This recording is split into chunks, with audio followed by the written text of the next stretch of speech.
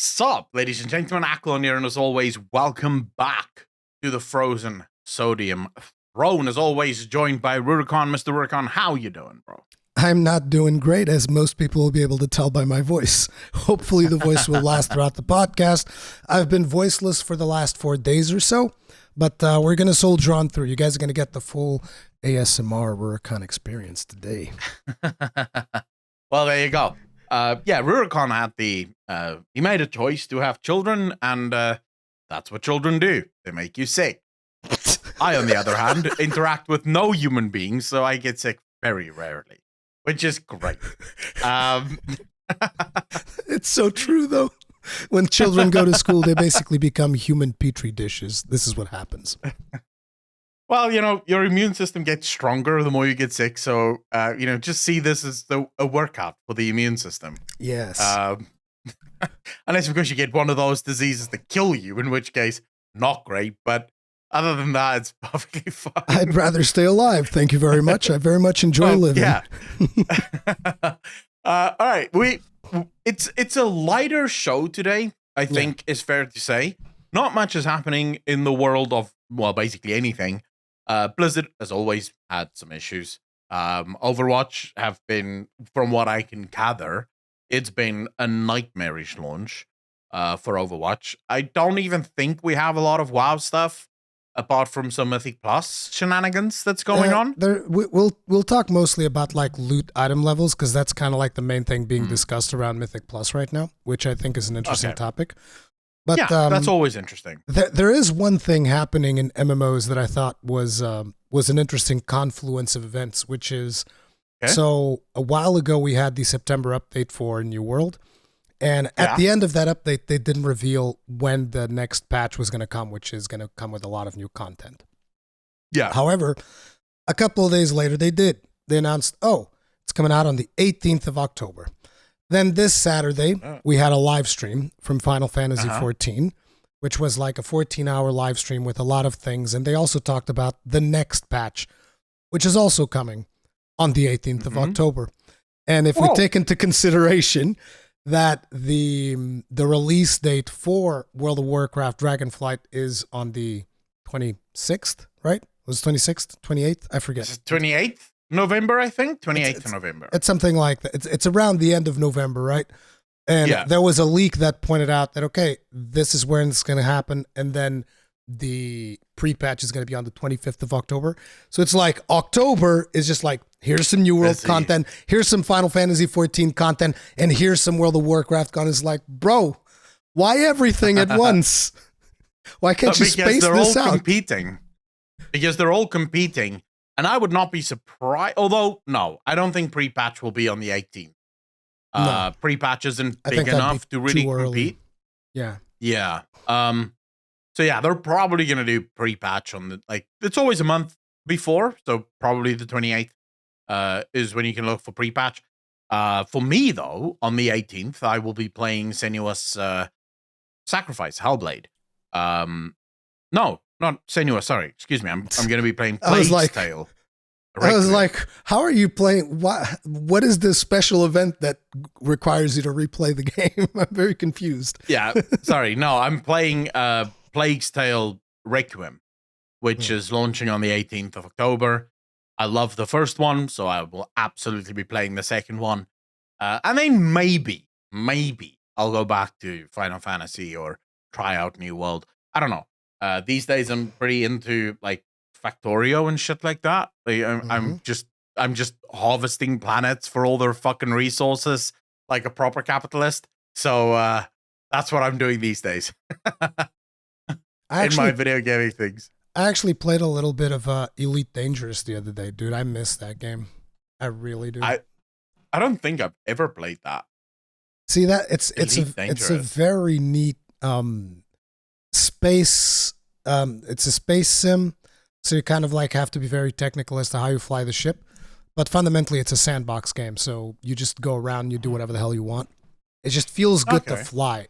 I love controlling the ship. Feels very good. Okay, well, I don't know if I'll ever play that, but I mean, I'm all for space shit. But anyways, October is always when things get busy. it's gonna be even worse come November. December is usually when things are really fucking empty. November is like the last hurrah. So I'm assuming for the rest of the year, we're gonna have a lot to talk about. There's gonna be so much happening. Especially considering everything that's coming and everything that is on the horizon already. So yeah, I'm really looking forward to it. There is something that I wanted to sort of discuss, which isn't really something that's happening in the gaming world, but it is something that I've been thinking about quite a lot, and that is Dragonflight. Okay, we know that Dragonflight is coming. We both play WoW.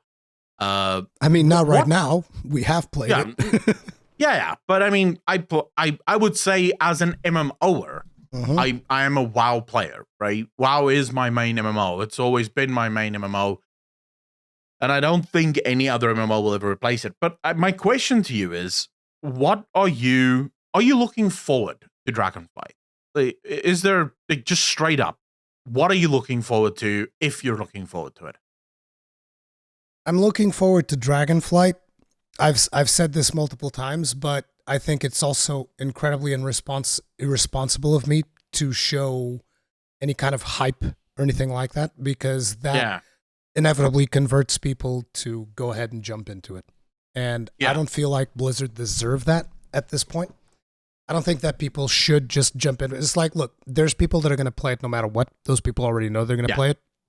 Yeah. But I don't want people from my audience to be influenced by me to just be like, oh yeah, let's all go. It's Dragonflight time. Let's go. So it's like, in a way, I'm a little bit hyped for it due to the fact that we're getting the talent trees back. Doesn't appear to be any form of borrowed power.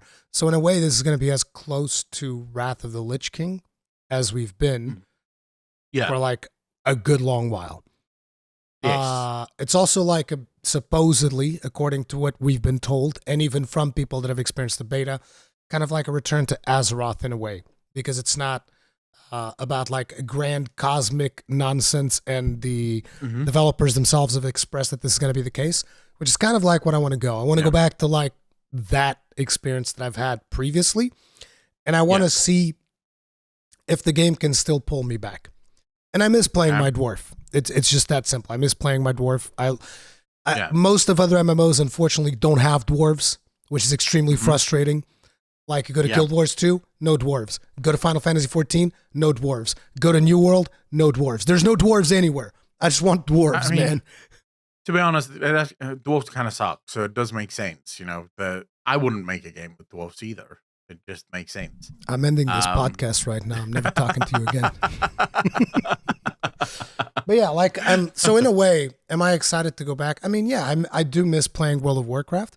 And it's just one thing that I'm very cautious about, because I don't want my community to be influenced by me to just jump into the game again. Like, after I've played it for a couple of months, I get to the end game, then I can start like thinking about, okay, can I actually tell people that this is something, you know, as Blizzard actually changed in terms of like what they're delivering with World of Warcraft, but that only comes through me playing like an extensive amount of hours and figuring it out.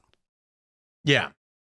I would probably argue similarly, although I will say, I don't really give a fuck how I influence my audience. If my audience is stupid enough to like make their decision based purely on what I think, then they fucking deserve to lose their money, as far as I'm concerned. I have said before, and I fucking continue to say it, I'm a fucking idiot online. I should not be how you make your decisions. For me, though, I agree more with your argument that Blizzard doesn't deserve the praise, at least not right now. That part I do agree with. But I can't help being hyped, because we're finally getting an expansion that, at least from a design philosophy standpoint, is much closer to the Days of Wrath and TBC than it is to Shadowlands and BFA and even Legion, where, you know, Legion is sort of where all of the bad stuff started, even though Legion was fine. It's kind of like that argument. I was thinking about this yesterday, actually. when you look at Wrath of the Lich King in a bubble, you think, wow, what a good expansion. And yes, great expansion. But when you look at Wrath of the Lich King and you look at what followed, in many ways, a lot of the bad decisions that would ultimately lead to a horrible experience in WoW started in Wrath.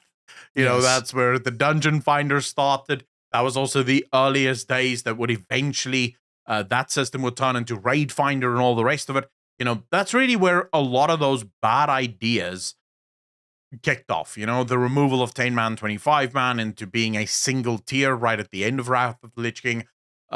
It's sort of where all of the bad decisions started. But because Wrath of the Lich King was really solid, it could carry, it could carry all of those initial bad decisions.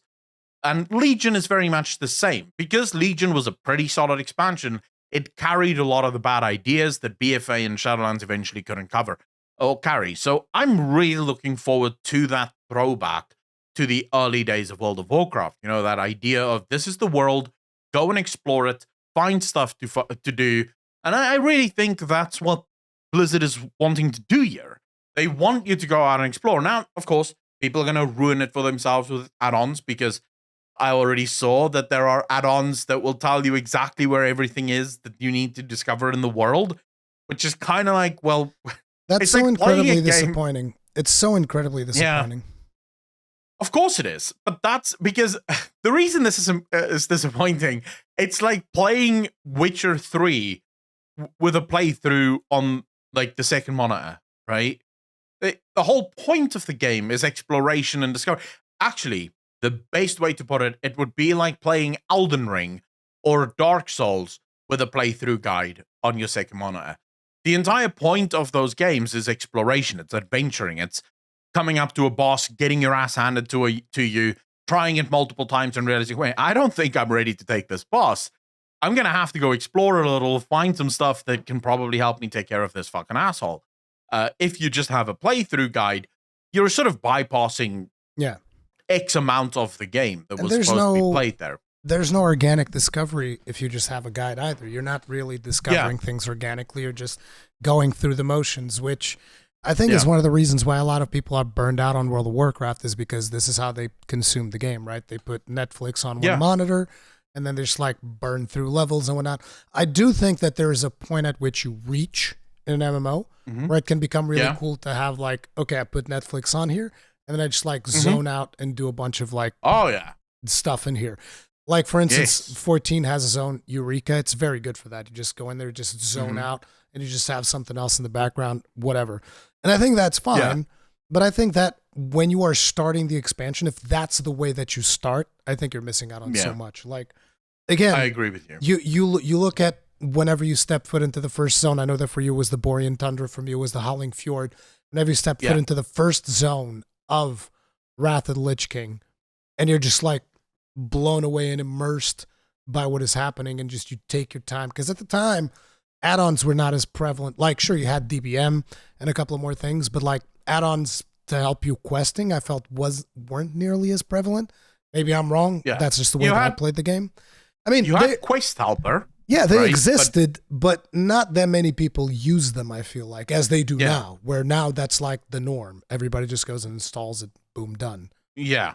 I feel like I had Quest Helper back in the days of Wrath, and playing or thinking about that's the thing. Thinking back now, I shouldn't have had it, because Quest Helper back in the day, it wouldn't do anything. Like, you would still have to do the quest, and it didn't skip jack shit for you. The only thing it would do is it would give you a sort of general area on the map where you could find the quest, right? Or where you could complete the quest. And it was usually very general. So sometimes it would say this is exactly where, but a lot of the time it would sort of be, say, for example, a mob that's roaming. So it will just give you the entire area that mob is roaming in. You still had to actually run there and look for the mob to actually take it down. And then you could have something like NPC Scanner, which would actually make it easier, because you just run into the area and it scans and it tells you where the NPC is. So those add-ons existed. You're right. They weren't as prevalent. But someone like me, I've always had a love for add-ons, which at some point that eventually become detrimental to my gaming experience because you don't realize it immediately. But if you skip most of the quests, these days, quest helpers are incredibly advanced because you get quest helpers that skip all of the dialogue. It picks up the quest automatically. It hands in the quests automatically. You can even tell it to choose the reward for you, right? So you don't have to do jack shit. You click on an NPC, it picks up all of its quests within a second, hands in all of the quests within a second. Easy does it. You don't even have to worry. It then gives you a line on your screen with an arrow that shows you exactly where to go. You do it, tells you what to do. You do it, you come back, done, dusted. You remove, let's say that questing is 5% of the game. That's still 5% of the game that you've completely removed from the game. You're no longer doing that 5%. Someone is doing it for you. You're just holding the mouse. And I feel like that also adds to why people get to max level and then they sort of burn out because they didn't take their time reading the quests and discovering the story of the game. So when they get to max level now has to carry everything because the world has no mystery because most people don't know what the fucking story is. And I feel like story is an incredibly important part of why people keep going back. So why do people keep logging into Final Fantasy XIV? It's not always for its endgame loops, because in terms of endgame loops, I would say Final Fantasy isn't as strong. It's not the strongest endgame MMO out there. People keep going back because the story gave them a reason to care. And that makes the endgame stuff miraculous because there's a reason to care. This is why every single person that have paid to skip the questing and the leveling experience quit very quickly because they're not immersed in the world. Yeah, I don't give a fuck about anything I'm doing here because exactly. I don't know what I'm doing here. I don't know why I'm here. Not just that, like you also have examples that 14, I feel like, unlike World of Warcraft, does a good job of teaching you how to raid. If you play through the game, you actually learn how raids work, and then you can go into normal raids and you can do fine. The problem is that if you don't learn how to raid, and then you jump into a raid, like if you skip and then you just jump into the raid, you're not going to have any idea how the telegraphs work, or the simple fact that, like, you know, stuff hits you when the orange disappears. So if you're still in the orange when the orange disappears, you're going to get hit. And a lot of people don't understand that, so they wait until the orange disappears. They're like, okay, now the attack is coming. It's like, no, you're already you're dead. already hit. Yeah, because it snapshots your movements. It snapshots. And it's like, I don't think that Final Fantasy XIV is as bad in terms of endgame as you say. What I think is that in 14, the objectives are much more achievable than they usually are in other MMOs. So people are able to achieve their objectives and stop, which I think is much healthier than like stringing people along with a carrot for like years and years and years. But what I would say, when I say endgame, I'm talking about for World of Warcraft. Let's just take World of Warcraft as an example here. Yeah. PvP. It has an incredible PvP community. They get shit on, honestly, all the time, but they have, it's a good PvP community. Mythic Plus is another system that World of Warcraft has that a lot of people love to engage with. Raiding, another system that people love to engage with. Even its world quest system can sometimes be rather not bad. It would be better. It can always be better, but, you know, it's not the worst. Final Fantasy, on the other hand, I would say its raiding is really cool. Is its raiding on the level of World of Warcraft? I've heard conflicting reports there. Yes. A lot of people believe no. Some people believe yes. Here's the thing. I'll tell you exactly what World of Warcraft has on 14 when it comes to raiding. Yeah. World of Warcraft has more immersive raiding dungeons, right? Because like raiding in World of Warcraft is a dungeon.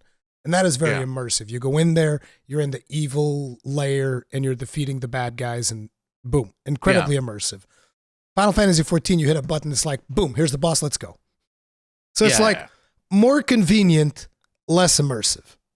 That would be the argument. I can see that. And that, in my opinion, is the only advantage that World of Warcraft has.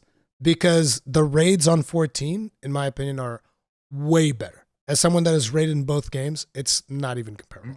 Much more satisfying because, you don't need DBM. Everything is communicated to you through the systems that have been built upon, and you can usually figure stuff out. Yeah. You see, this is where, again, it's conflicting reports, because I've heard some people make the same claims you do. I've heard people make the opposite claim, saying, Final Fantasy's rating is fine, but World of Warcraft is so much better. Mainly because a lot of people believe World of Warcraft's Mythic, specifically, is more hardcore and a lot more of a challenge of skill, which, this would really depend on a person-to-person basis. I think it also depends on an encounter-to-encounter basis. Yeah, obviously. But for some people, some people will find it very difficult to deal with the, let's call it a waltz that Final Fantasy does, because every single one of its bosses is basically a dance routine that you learn, and once you have the dance routine down, you can do it. For other people, that would be rather easy, right? They're going to catch on to the exact routine, and then they're just going to do it, and it's going to be fine. I mean, World of Warcraft is sometimes a lot more chaotic, a lot more in the moment. You have to make decisions because things can happen out of order, and you can have overlapping fucking phases, and it can be a bonkers experience for everyone. And some people are going to find that easier because they adapt easier to just in the moment play style. And, other people are going to find that very fucking difficult. So I think it boils down to a very personalized experience for everyone. But the point I was trying to make is, in World of Warcraft, it's become so bog standard the norm. You skip the leveling experience because who gives a fuck about the questing experience in World of Warcraft? You get to max level, and then you just start mindlessly farming everything that the game has to offer. And nowadays, you don't even need multiple add-ons for that, because the very add-on that allowed you to skip all of the questing experience will also allow you to just mindlessly farm everything, because it gives you an arrow to every single thing that you need to do on the map. So, for example, I can't remember what my add-on was called, but I had an add-on installed in Shadowlands where if I enter a zone, it opens an arrow immediately on my screen, and if I follow the arrow, it takes me to all of the world quests in order of closeness to each other, so I can complete them as quickly as possible, right? And then you could go into the add-on settings and say, well, okay, I want these resources to be prioritized, so take me to all the world quests that have these resources first. And then it would actually tell you where other world quests are that have that exact same resource on all of the zones. So if you just wanted that resource, you just follow the log, and it's going to take you to everything.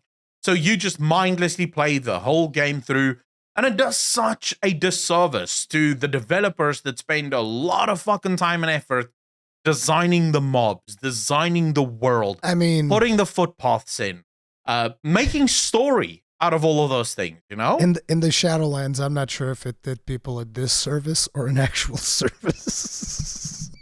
I would be honest with you.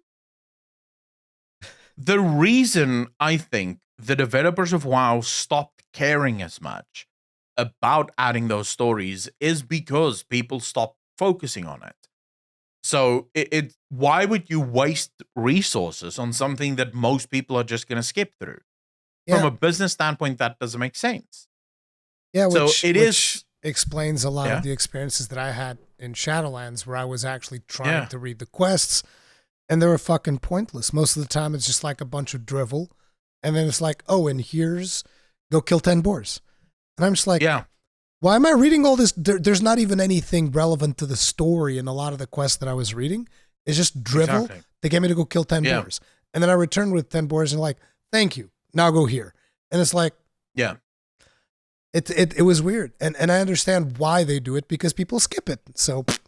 Yeah, it's kind of that self-fulfilling prophecy. Yeah. It's the players aren't really focusing on the quests, so we're going to stop spending as much time on the quests. So the players focus less on the quests, so we're going to stop spending as much time on the quest, and so on and so forth, until eventually you get to a place where there's no quest text. It's just pick up the quest, kill 10 things, get fucking done, get a cutscene. But this leads me into another thing that we didn't plan, and this is, I do apologize, Rurikhan. Actually, I apologize to the viewers. No, you shouldn't apologize. Guys, we have lists of things that we want to discuss, and then this starts, and we go completely off the fucking rails and start talking about something This that is the wasn't way to even do on it. the fucking list. This is the way But to do it. I thought about this. You know who Greg Street is? Yes, Ghostcrawler. All right, Ghostcrawler, the guy that is currently working on the new MMO for Riot, for all of the viewers that may not know. Used to work at Blizzard Entertainment, used to be one of the developers working on World of Warcraft, left for Riot, and now... I don't think Ghostcrawler liked Warriors. Warriors always had a bad time in the Ghostcrawler's reign. The funny thing, in his defense, I want to say something here. Greg Street, I can't remember what his position was at Blizzard, but it had nothing to do with player balance, right? He had nothing. He literally didn't even work on the player balance team. But he was the only one talking about it, right?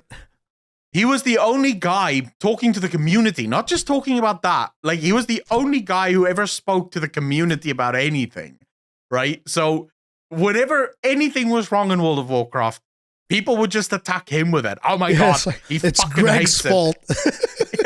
Yeah, he fucking hates it. And it's sort of like, dude, he doesn't even work on that shit, right? But he would still reply to it. He would still reply to it, though, which was a cool thing. Yeah. I mean, he always replied, and he would always take it to the relevant department. So if people were complaining about something, he would go to that department and be like, hey, guys, so people are really fucking mad, butthurt about this, that, or the other. So he's a really cool guy. But he's currently the lead developer, or like the lead on the Riot MMO that's coming.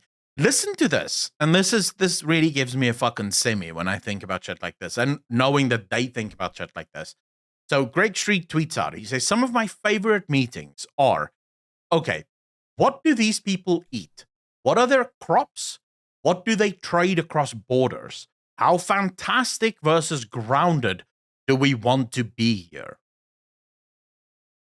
Dude, the level of world building that goes into this game is gonna be fucking insane. And I know for a lot of viewers, that doesn't make sense. There's a lot of people that's probably listening to that and going, dude, why the fuck does that even matter? It matters so much. Yeah, because it builds cultures. But and now you have different areas on the game that informs different reasons for being there. If all you've played is World of Warcraft, I think that a lot of people, like, World of Warcraft has done that in previous expansions as well. Pay attention to this type of detail. I would argue that in later expansions, not nearly as much. It's just like much more generic. Yeah. But I think that even though they did do that, there was never really like a call to attention for any of it. It was just like there. Yeah. And I think that a lot of World of Warcraft players are not used to that level of detail, and they can't appreciate what that level of detail brings to the table. But as someone who's played through the entirety of the story of 14, and you get to see the callbacks of characters that you're like, wait, I thought we're done with that character. What's he doing back here? And then you further ahead and it's like, wait, him again? What's going on? Like, this is wild, right? Yeah. And it all makes sense because it's like, no, this is a lived-in world. This is a major character. So every now and then he's going to show up, and it's going to be important to deal with this character, and there will be consequences and whatnot. And again, those levels of detail, for people that haven't really experienced like a really good story in an MMO, it's hard to comprehend why they're so important and why it's like, until they massively mess up, I'm always going to play the next Final Fantasy XIV expansion. Always.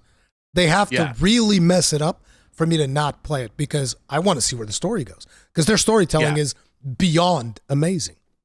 Yeah. I think it's not something that's going to be important for everyone. Mm-hmm. But for those of us that do find things like that important, it is very important, you know, and it's something that I hate about World of Warcraft, and hate is a very strong word here. It's just, when you ask me, what do dwarves eat?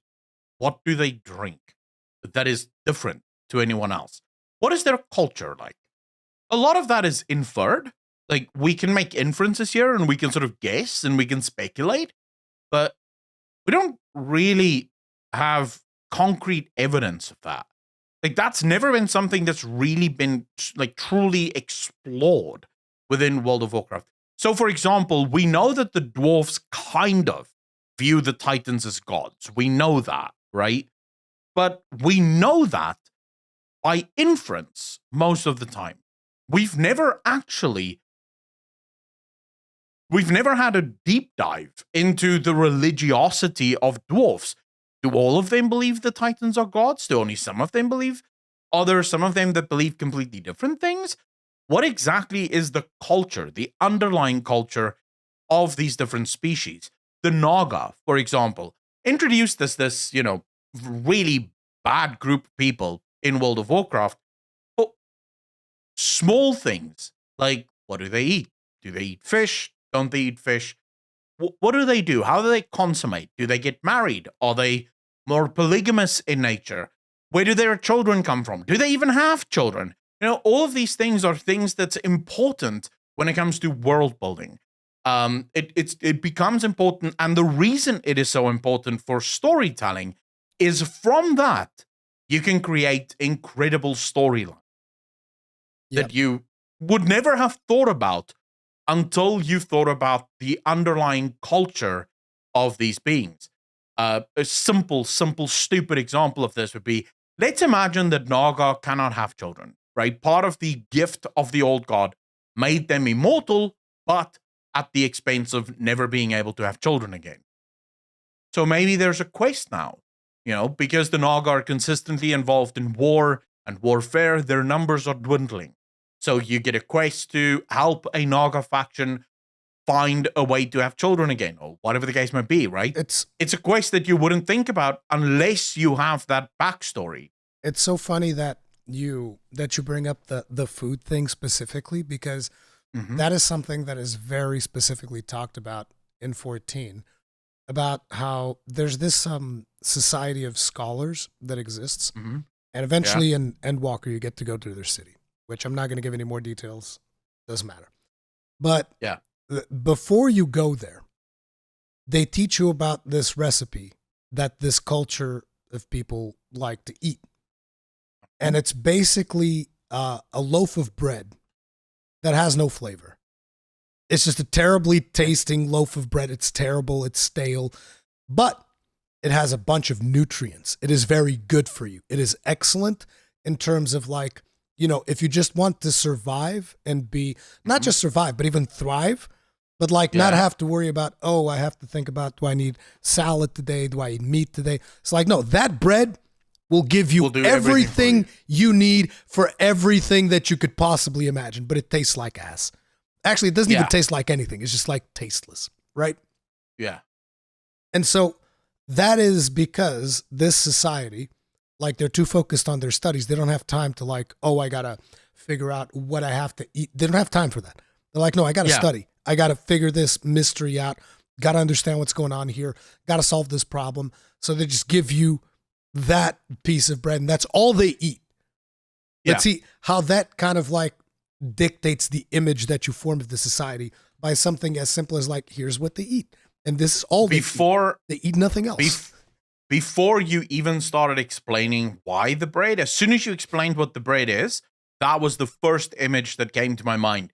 This is a society that views good food as an interference. So if you make muffins, right, and it's bacon muffins, you're going to think about those bacon muffins, and you're not going to be able to sort of highlight your mind and push your mind into your studies. Whereas we've completely given up the need or the like of good food so that we can focus primarily on what is important, which is our studies.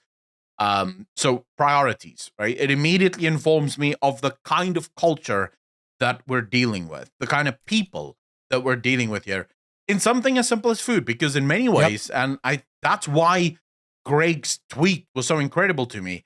If you look at early human civilization, much of what we did, much of how we sort of positioned ourselves in the world came from what we eat. This is why most European cities were close to water sources, because that would be first and foremost a source of water. But then also in Europe, specifically in the winter, what food are you going to get a lot of? Well, fish. Kind of the only thing you're going to get out of the earth. It's fucking cold. It's icy. You're not going to go very long hunting, so fish. Probably the easiest way to get it. So it sort of informs so much about a culture if you know what they're going to eat at least. I mean, as Greg said, do they grow it themselves or do they import or export a lot of what they do? Because that now starts to inform the relationship between them and their neighbors, and what do the neighbors look like based on those imports and exports? Dude, the fact that they're thinking about it, and I know for a fact that World of Warcraft thinks about it as well, because I've spoken to one of the Blizzard historians before, and they have notes and textbooks just filled with like backstory.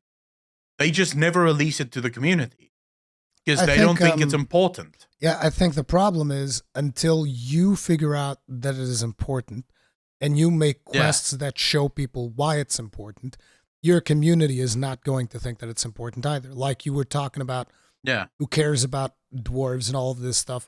But imagine like a cutscene where you're in a dwarven hall and you're served like a proper dwarven banquet. Like that can have just so many different feelings for like some people just skip it because they're like, I don't care about this. Who cares? But like I say dwarves, I can also say orcs.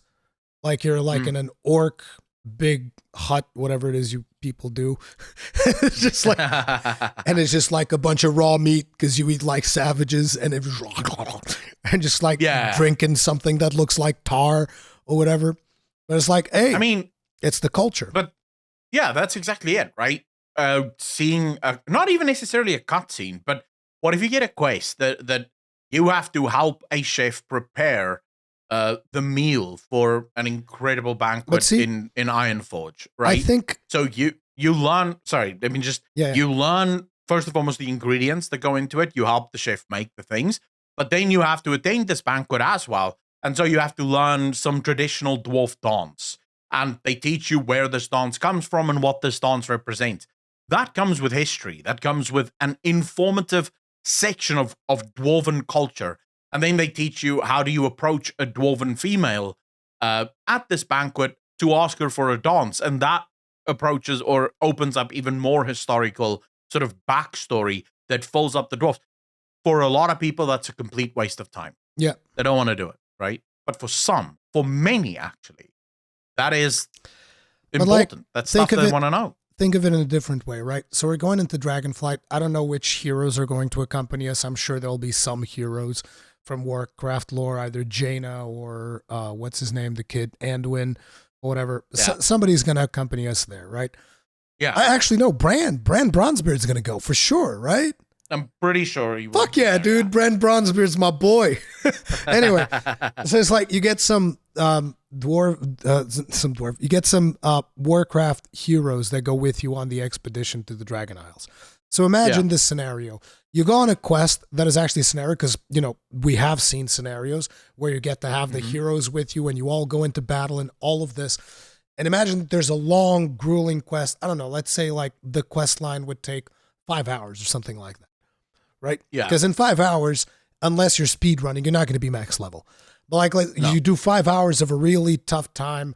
Like imagine even I think the start of, is it Warlords of Draenor when you're running around with Khadgar and you're doing all of these things? It's Warlords of Draenor, right? Yeah. You're running around with Khadgar and you're fighting all of the Iron Horde and all of this stuff, right? And then imagine that you get like an intermission where you've achieved a minor victory. The battle is not won, but you've achieved a minor victory, or maybe you've even achieved a minor loss. You've lost, but you're now regrouping. And you have, just imagine this, a cutscene where it's just you and the character, because this is the type of story that Blizzard is working on right now, right? They're working towards the player being the hero very much the same way that Final Fantasy XIV does it, which is something that you and I have said, you shouldn't go this way, but they're going this way. So whatever. So there's you, there's the Azeroth heroes, all of this stuff. And you've just been through a lot and you either experienced a minor victory or a minor loss and you're regrouping. Yeah. And there's a cutscene with your character and the heroes and you're all just like at a banquet, just sitting down, eating and talking about your adventures. How meaningful is that? Like a moment where it's just like, no, stop. Yeah. let's talk about the characters as opposed to, the conflict, all of this. Let's get down to the character level. Because if this is the type of story they want to tell, this is one of the things that you got to do. Because right now I have no relationship with Jaina and Win, despite the fact that I've been on many adventures with all of them. But there's no relationship there. And it's like, I don't think that Blizzard has to create that relationship. But if they don't, they have to not try to make each player be the hero of the quest. They're trying to make each player be the hero of the quest. In that case, you need more character development. Absolutely. Yeah. What do you think about that banquet cutscene? Like, how would you feel about that? Just like a cutscene where it's just like you and the heroes, and you're all just like eating and shooting the shit and nothing else. I would love it because again, it builds world, and I am a world building fanatic. It's something I fucking love. It's why I retweeted Ghostcrawler and said, if this is the level of world building they're thinking of, I cannot help but be fucking hyped, because it shows they're thinking about the important things in this world. So yeah, I'm all for that, because I think it also creates a lasting sort of bond between players and the world. There is a reason why World of Warcraft's height was Wrath. There's a reason why the height of World of Warcraft was Wrath.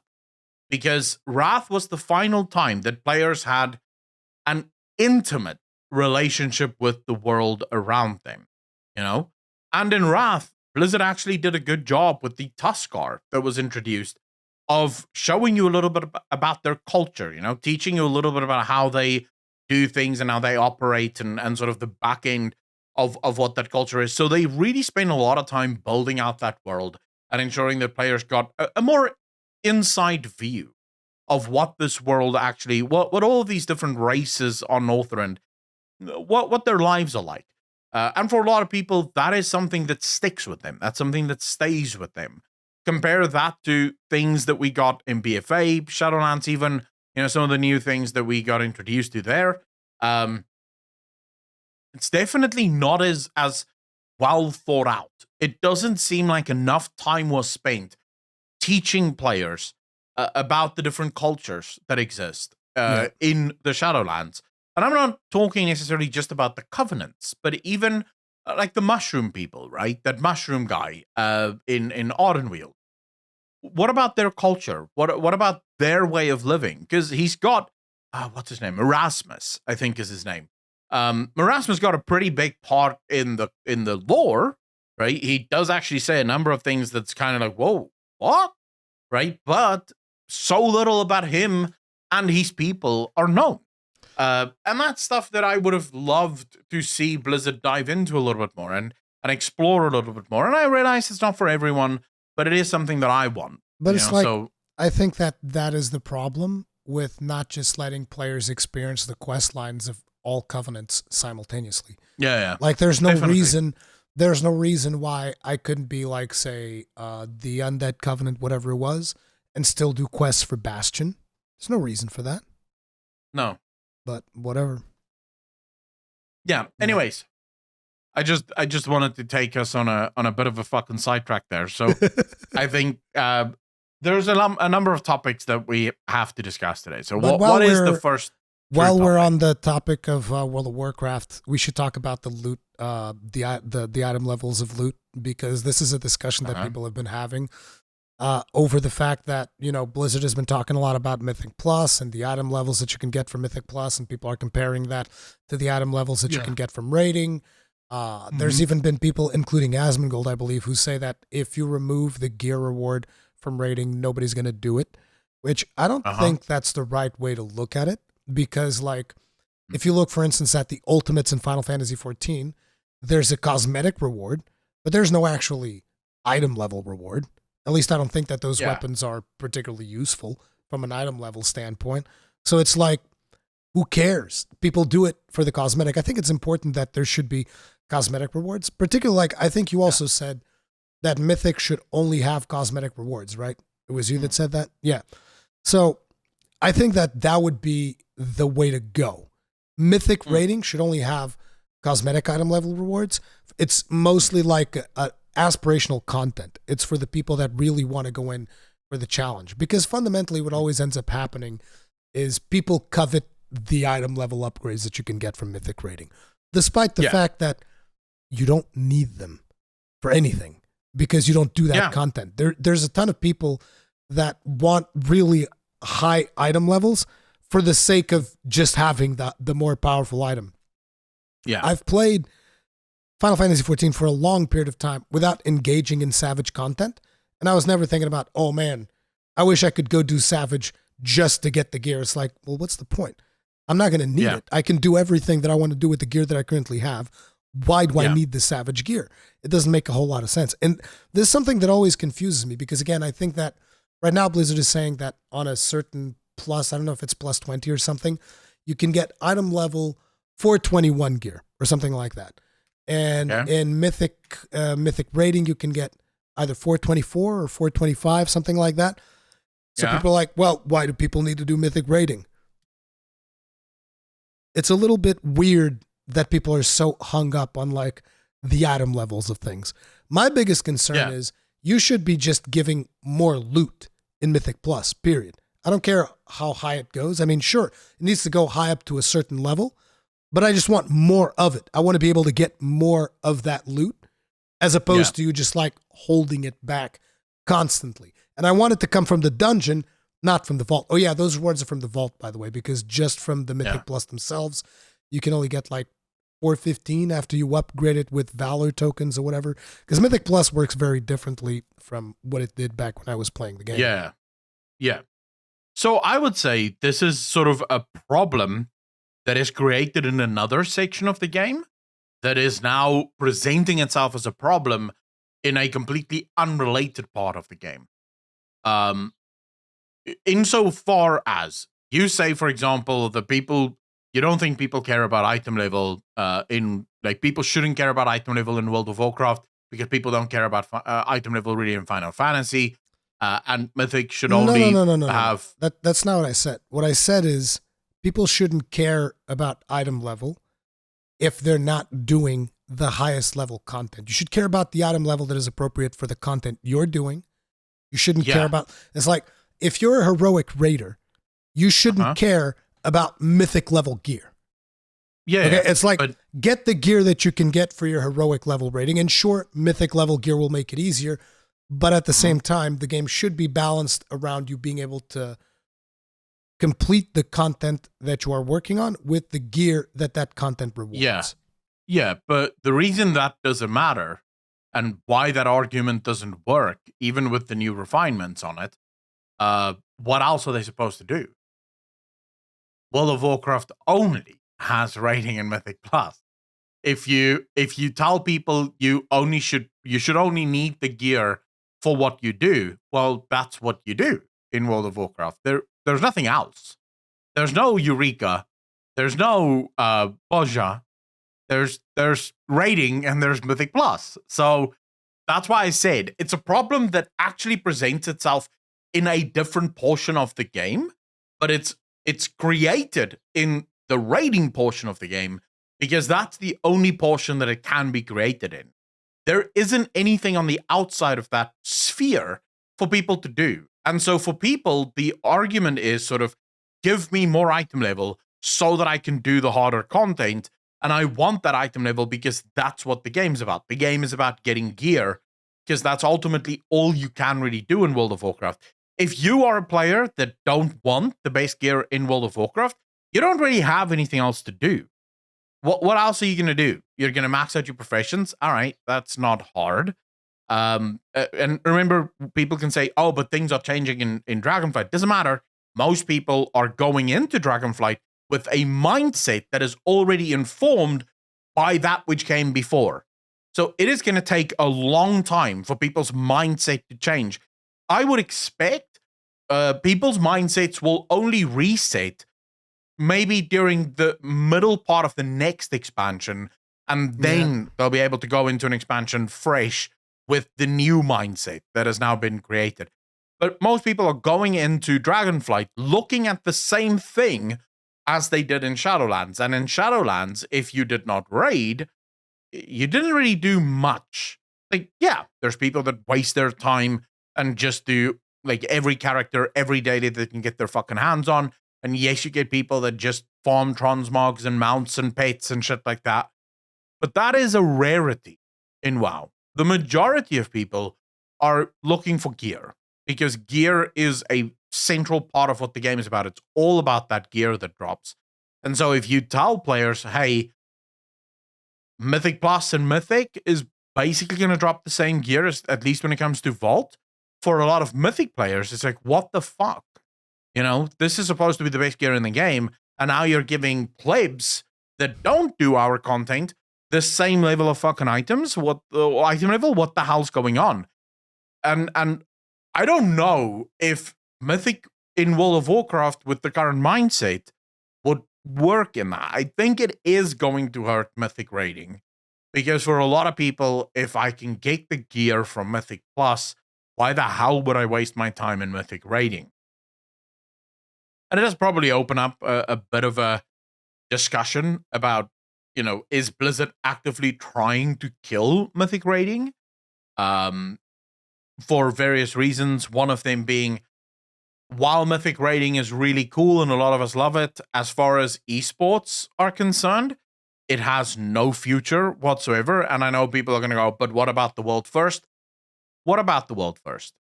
I mean, the world first is fine, but it's not the moneymaker, right? It's not going to get it's not really going to get that many eyeballs. It's not ever going to be a major esports event for various reasons. One of them being it takes too long to get raids out there. Like Mythic raids once every 6 months. That's not how esports are built. You need weekly showdowns. You need something that can happen weekly, monthly, something to that effect, if you're going to have a thriving esports community. Mythic Plus, on the other hand, there is a kind of a fledgling community there already for esports.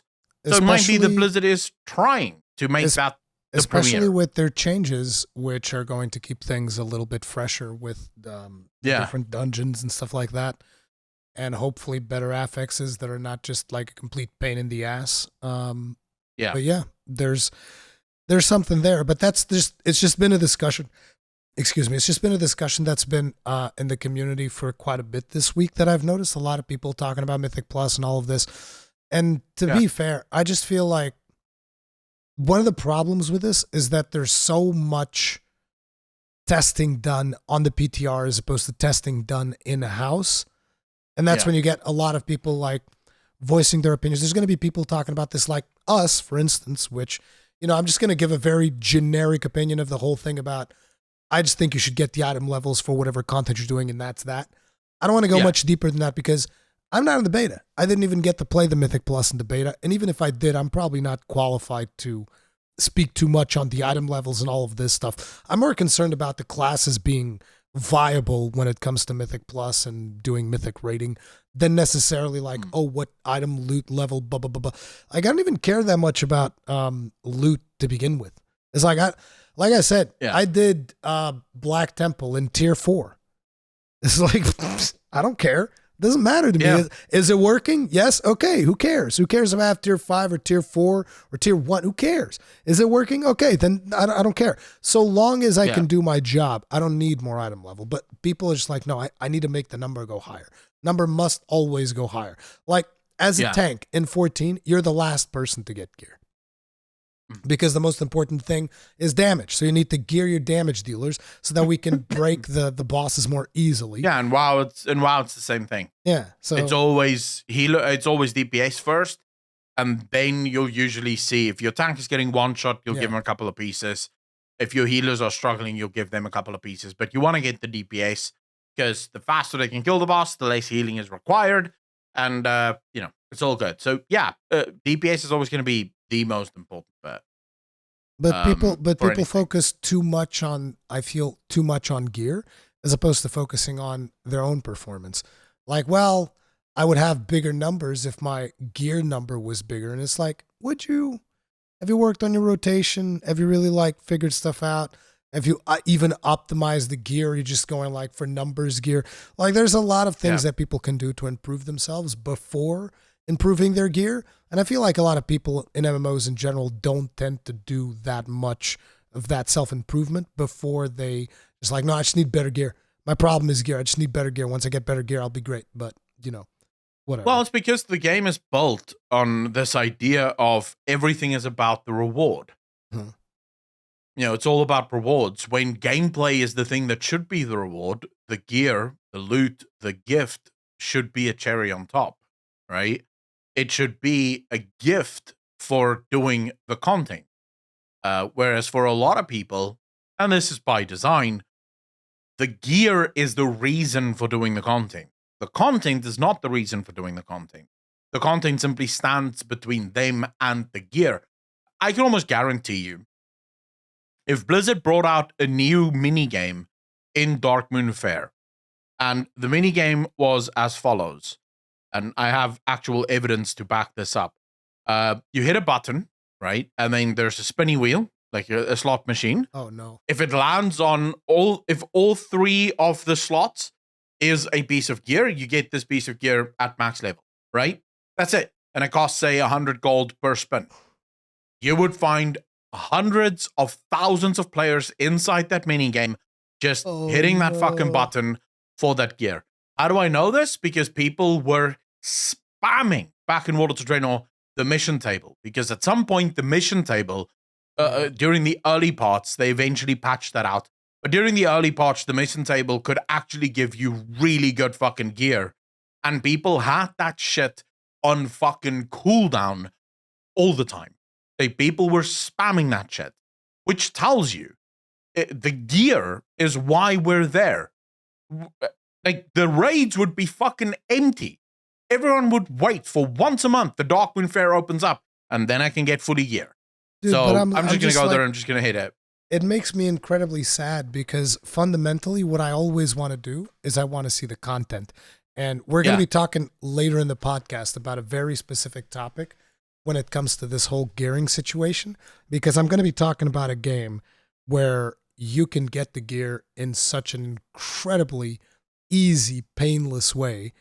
And that is actually making me lose a lot of interest in that game. But that's later in the podcast. But yeah, that makes me sad because fundamentally, I want to see the content. I want to be challenged. I want to do the hard things. And I don't care about the gear. The problem is because we've kind of like built this culture around MMOs where everybody just cares about gear. Nobody actually wants to do the content if they can get the gear some other way. And it's just so wild to me that, like, why would you not want to do the content? That's the best part. It's like, no, I just want to get the gear. Okay, what are you going to do when you get the gear? I don't know. I'm going to get more gear.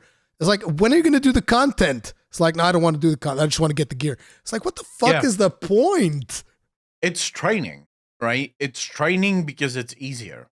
As a developer, would you rather spend time developing really cool, engaging content, or would you just make really cool, engaging rewards and the content's whatever?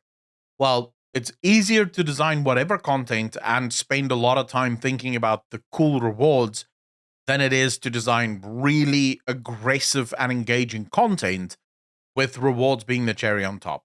The one is the difference is basically 8 months of hard grind versus 2 months of mediocre grind at best. That's the difference.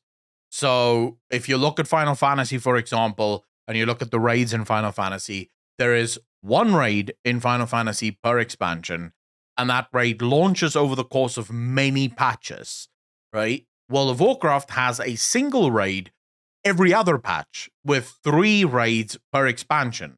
So it's quantity versus quality. In the one, yes, you only get 4 bosses, but those 4 bosses are usually very well designed, and the story around them is incredibly deep. Yeah. WoW can sometimes have a raid with 12 bosses, and 3 or 4 of those bosses are memorable. The others are kind of just in the way. It's like, technically speaking, there's more than one raid per expansion, because there's also Alliance raids. Yeah, you have the Alliance raid as well. And there's also Trials, and there's also Ultimates. So there's more than one raid. Just saying one raid is, but yes, there's one main raid, so to speak, with a big story around it. Yes. Yeah, I mean, the Trials is one boss on its own. You know, you go in there, you and your group, and you take it down. And while that is very interesting, a lot of that already comes with the launch of the expansion. And then I think at least up until now, there's usually 3 that launch right at the end. So in Heaven's Ward, for example, the final patch that takes you out to Azizlan. I don't remember. Yeah, Azizlan. There you unlock 3 more trials that you can do. Right? Yeah. So they have a very specific thing. But in terms of raids, if you just go overall bosses introduced in both of those games, far more bosses are introduced in World of Warcraft than there are in Final Fantasy. Yeah. Like, far more. Final Fantasy, all in all, has 24 bosses from the raids, Alliance, and Normal. And then, what is it? Mostly, like 24 from those, and then you have a couple of trials which depend on each expansion, like either 3, 4, 5. I don't know. It depends on the expansion. Okay. So let's say there's about 30 bosses. Well, WoW beats that just in its raids, right? Yeah. Just in its raid releases, it has more bosses. But again, boil those bosses down, go to each individual raid, and really judge each of those bosses on its own. And you'll realize that player sentiment towards most of the bosses were really not great. Like, most people hated most of the bosses in there. Most of the bosses in there were incredibly tedious and boring. There were a few bosses that stood out to players. That was like, oh my god, what a cool fight. Most of the bosses were, I don't like this. This boss is tedious, boring. It's just a tank and spank, whatever the case might be. So it's sort of this, we need to incentivize them with loot. We have to give them loot to make them want to do these things. And it grows, right? Over time, people start expecting it. They now need that loot. Otherwise, they won't do it. And I think Asmongold is correct there. If you remove item labels from Mythic, people will absolutely just not do it because they've grown accustomed to doing it for the loot. Now you're removing the loot. I don't want to do it anymore. And I don't know how Blizzard fixes that, because that is the equivalent of we've all been in relationships where shit like this happens, where your partner has a toxic trait, you let the toxic trait go because you're in love. What the fuck? And then after a while, you can't deal with that toxic trait anymore. But you've enabled it for so long that now how do you put that genie back in the fucking bottle? You've enabled it. You've allowed them to get away with it. You've encouraged them for a while. And now they're just going to keep doing it. And I don't know what that fix is. I don't know if you can even fix it, if I'm honest. But anyways, that's the loot situation in World of Warcraft. So while we're on the Blizzard topic, let's talk about Overwatch 2 and the bug with auto purchases, which is hilarious. So apparently there was a glitch in Overwatch 2, which if you were chatting with people and you happen to be browsing the store or something like that, there can be things that happen in chat, like some code that can be sent or whatever. And that can kind of like trigger you to purchase things automatically, is what I hear. Yeah. And it's just like that, for starters, that is so wild. That is so incredibly... Yeah, that is a wild bug. That is messed up. Like, I remember New World had those really terrible chat bugs where people would be able to like flood the screen with a color green so nobody around them would be able to like see anything. Or you would be able to put like massive sausages on the thing. It was hilarious. So there was an HTML bug on New World, but mostly I think it was mostly harmless, where you could just like post pictures and shit. But and I think that those were like images of stuff that was in game. So it wasn't like, oh, I'm just gonna put a big old dick in here, which is why people would just like post sausages. But the best replacement. To put a giant dick there. Sure. But it's like that was a glitch that they had, and that was problematic, and they fixed it. But apparently in Overwatch 2, that glitch is actually good for Blizzard because it can enable people to just automatically buy things.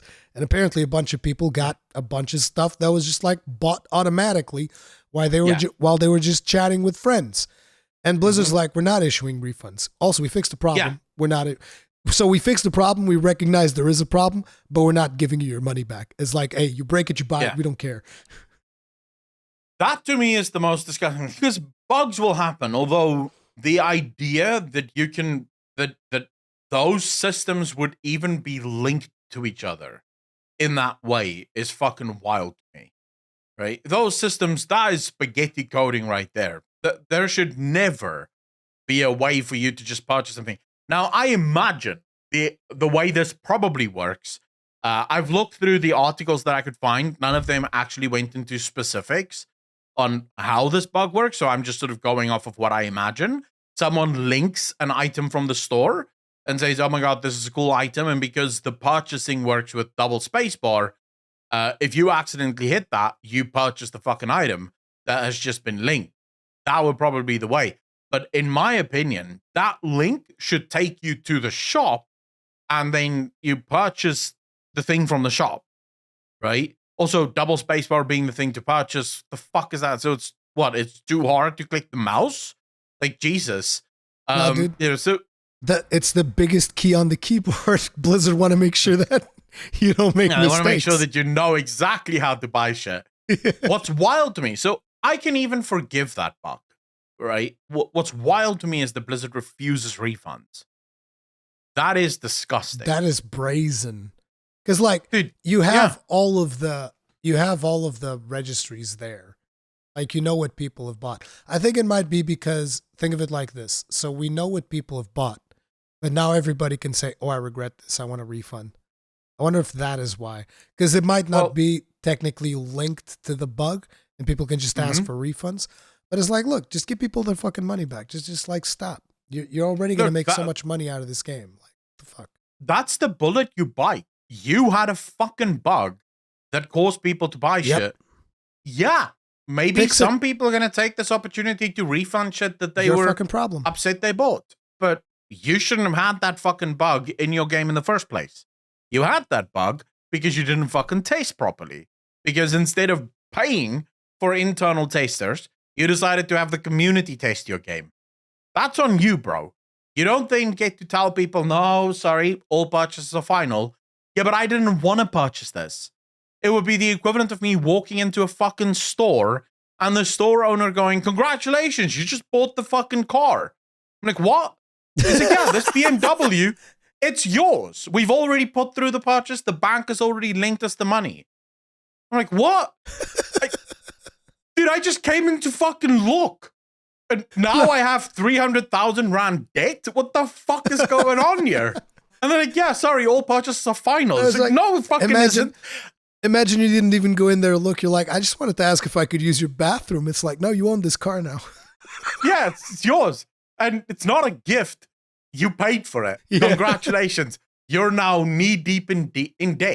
It's like, since fucking when? How can this work? Not to like, mention I didn't ask for this. With a bug like this, I don't know it's the most expensive thing that you can buy in Overwatch, but like, Jesus, imagine how deep this can go. Like, somebody can be like, oh yeah, look at this thing, costs $100. Boom, boom. Oops. Easy life. There you go. You've just spent $100 and we will not refund you. It is disgusting to say the very fucking least, and Blizzard will have to reverse that policy. If they don't, I'm pretty sure you're going to have legal involved. People are going to go to lawyers. They have to. I don't care what they do. They need to fucking get Blizzard to reverse this because it sets a precedent. It's something. I just want to be fucking clear. I'm already very annoyed at this idea that most games these days, cash store purchases are non-refundable.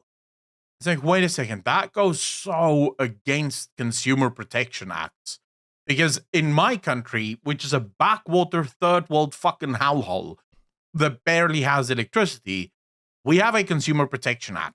If I buy something from you, I have 30 days to give it back, with the exception of very few items, like underwear, for example, you can't return because it's touched your balls, it's yours now. There's no fucking arguments about this, right? Is that where you draw the line? It's like you put it on your balls, it's yours forever? Yeah, if it touches your balls, it's kind of over, right?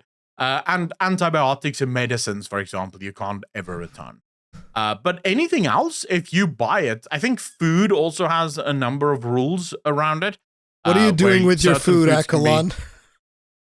I mean, I think it's to protect people from, like, if someone wanted to inject something into a piece of food, I think that's why. But I think food is also very difficult.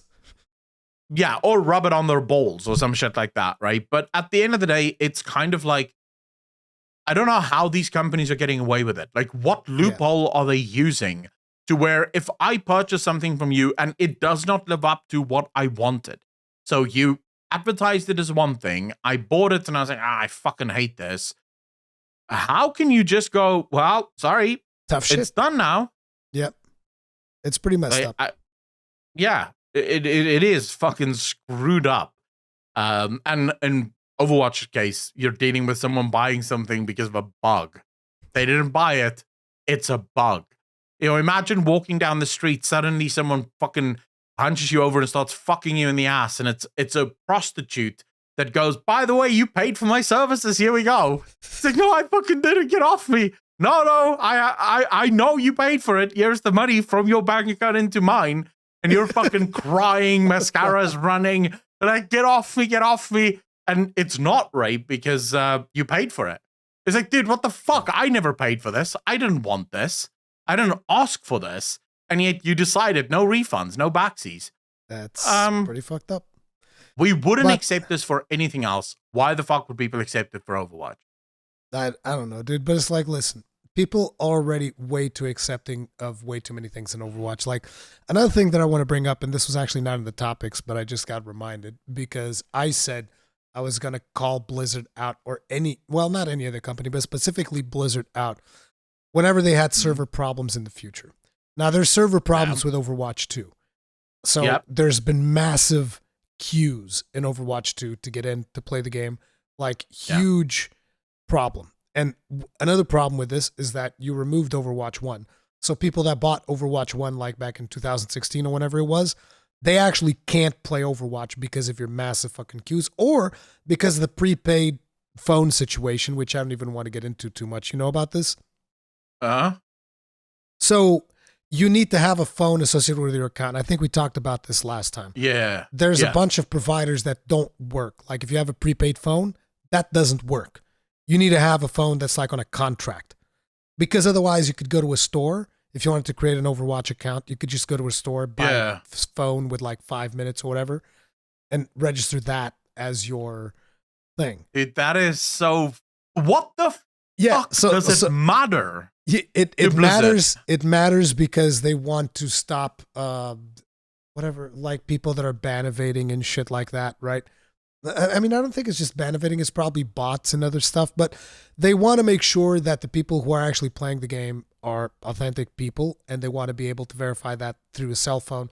And if you can just go and get like a prepaid phone, you can kind of like circumvent the whole process. So a lot of prepaid phone plans are not allowed in this thing. So not only you need to give them your phone, it needs to be a contract phone. Otherwise, you can't play the game. Although I think that there are some exceptions there, but there's basically a lot of people that aren't even able to play the game. And there's even been the argument put out, it's like, so I guess I'm too poor to play Overwatch because I can't afford a contract thing, despite the fact that I bought this game back in 2016, and now they killed it in order to make people play Overwatch 2. So there's a whole debacle around that. So that is another problem. But, I think that one's pretty self-obvious. Like, that's just a fucked up thing to do to begin with. So Accolonn's internet just like froze. Sorry about this cut, guys. But anyways, as I was saying, I'm going to tell you why I'm going to give Blizzard a really hard time about these fucking server queues, because after what they've done in recent memory, it's completely unacceptable. And let me explain to you why. Okay. There were absolutely no queues whatsoever in Diablo Immortal. None. Now, you're not going to tell me that somehow Overwatch 2 is much more popular than Diablo Immortal, which is a fucking phone game. Yeah, free-to-play mobile game. Free-to-play mobile game. You're not going to tell me that somehow Overwatch was able to reach more players than a fucking mobile game. So don't give me that shit. Don't tell me about, it's more complex, this, that. No. There are no excuses. Diablo Immortal was flawless on launch day because I've played it. I was like, boop, get in, no queue, no nothing, just jump right in, play the game, no problems. People on phones, same experience. People on whatever platform they happen to be playing, same experience. No fucking excuses. There are no excuses for the Overwatch 2 servers not working. I don't give a fuck what excuse you give me. You were able to make Diablo Immortal work. Make Overwatch 2 work. I don't care. More servers, do whatever the fuck you got to do. There are no excuses. There's zero excuses for that happening at all. Yeah. I mean, Blizzard is they're going to put most of the resources into mobile, right? Because that's where they want to be. They want to create more mobile games. We know that, as a matter of fact, they currently have far more mobile games in development than they have PC games in development. And we also know that Microsoft acquired Activision Blizzard purely for their mobile offerings. Because obviously Microsoft knows what Blizzard is working on behind the scenes, and they thought that that was good. They want more mobile games, and so they're investing in Activision Blizzard specifically for this. So I can even see a world where Blizzard eventually gives up entirely on the PC world and just goes straight into mobile because we know that they're making money on that. I mean, I don't... I bought Overwatch 1. Me too. I will probably not play Overwatch 2 just because I didn't even enjoy Overwatch 1 that much. If I'm honest, it's not my type of game. I like battle royales. I don't really like arena shooters that much. So give me a PUBG or a Apex or COD and Warzone, and I fucking love that. Please do not enjoy arena shooters. No more. You don't like PUBG? I don't like any battle royales. I think they're boring. Bro, what the fuck? I mean, I don't know how you cannot like battle royales. They're so fun. You and a couple of friends, dude, you can kill hours in a battle royale. Yeah, I don't think that's necessarily a good thing. No, I'm a huge fan of battle royales. I find them funny. I suck at shooting. Like, I shoot very badly, but I like the feeling of battle royales. I like being in the world, running around like a fucking soldier. I enjoy the playstyle. Okay, I'm the boomer. Like that's fine. I'll be the boomer. It's all good. Anyway, I'm gonna bring us into a bit of an intermission from gaming content, and I want to talk about some TwitchCon stuff. So TwitchCon happened. Yes. I didn't go to TwitchCon, and apparently I wouldn't have gone. Yeah, I don't think that it's not my kind of thing. Like I go to Gamescom. I love to go to E3, Gamescom, those type of things. TwitchCon, I don't know. It's just like kind of weird. Everybody's in there trying to like live stream and whatnot, and the quality apparently wasn't very good. I kept seeing like streams that were dropping, and the quality was pretty crappy because, of course, makes sense. It's a streaming event. Everybody's trying to stream over wireless. Of course, it's gonna fucking explode. Like, what do you expect? But so there's some stuff that happened there. Apparently, there was one of those gladiator things where two people stand on a pillar and then they hit each other with like pillow things until one of them falls down. And the place that they fall down in, what could go wrong, is supposed to be a pit usually filled with either balls or water or something to cushion your fall. Yes. In this case, they chose foam cubes. So these cubes of foam. Now, that's not to say that cubes of foam is not appropriate. Of course, it's appropriate to have like foam cubes. You make yourself a little pit of cubes of foam, and it makes for a very nice thing to people to just fall down, and it breaks their fall. No problem whatsoever. The problem is when you forget the pit part, and all you have is the ground and a couple of like foam cubes, because that seems like was what happened over at TwitchCon when Adriana Checkwick, I can't pronounce her name, I'm sorry. She jumped off. I saw the video. She jumped off after she won her bout. She jumped off and did some acrobatics because she's like, well, there's a pit of foam in front of me. It's going to be fine. Except, like I said, there wasn't actually a pit. It was just concrete with a couple of foam cubes on top of it. And so... She broke her back in 2 places. 2 places, yes. She got fucked up. And, you know, I'm in a way, I think it's pretty fucked up. You can see that I'm a little bit like holding back laughter because I don't want to be laughing at someone's misery, right? The thing that I find funny is what kind of fucking genius thought is like, oh, we'll just put some foam cubes in the floor and this will be fine. This is not going to be a problem at all. In many ways, it is indicative of Twitch caring about their creators. Yes. They fucking don't. They don't. They couldn't even be bothered to build. Why do you have a pit of foam? Just FYI for anyone. So that when someone jumps into the foam cannot just fucking go away. Because that's usually the problem. If you just have a bunch of foam cubes there, remember, there's a force coming from the top. That force is hitting the things at the bottom. Those things have one of 2 things. If they are stuck to the ground, they will fucking stay there. That's why the ground doesn't move when you fucking land on it, because it's stuck to the earth, right? Or it's going to move away. It's going to give way because the force down means it has to go somewhere. If you have something stopping it, it won't move away because there's something stopping it, so it kind of has to stop pushing back. If there's nothing there, you're going to fall straight through it, as all of these things are giving fucking way underneath you until you hit the ground, and the ground's not going to move away for you because you don't exercise nearly enough force for it to do so. They had like a fence around it so that the cubes don't move away, but it's like it's not deep enough.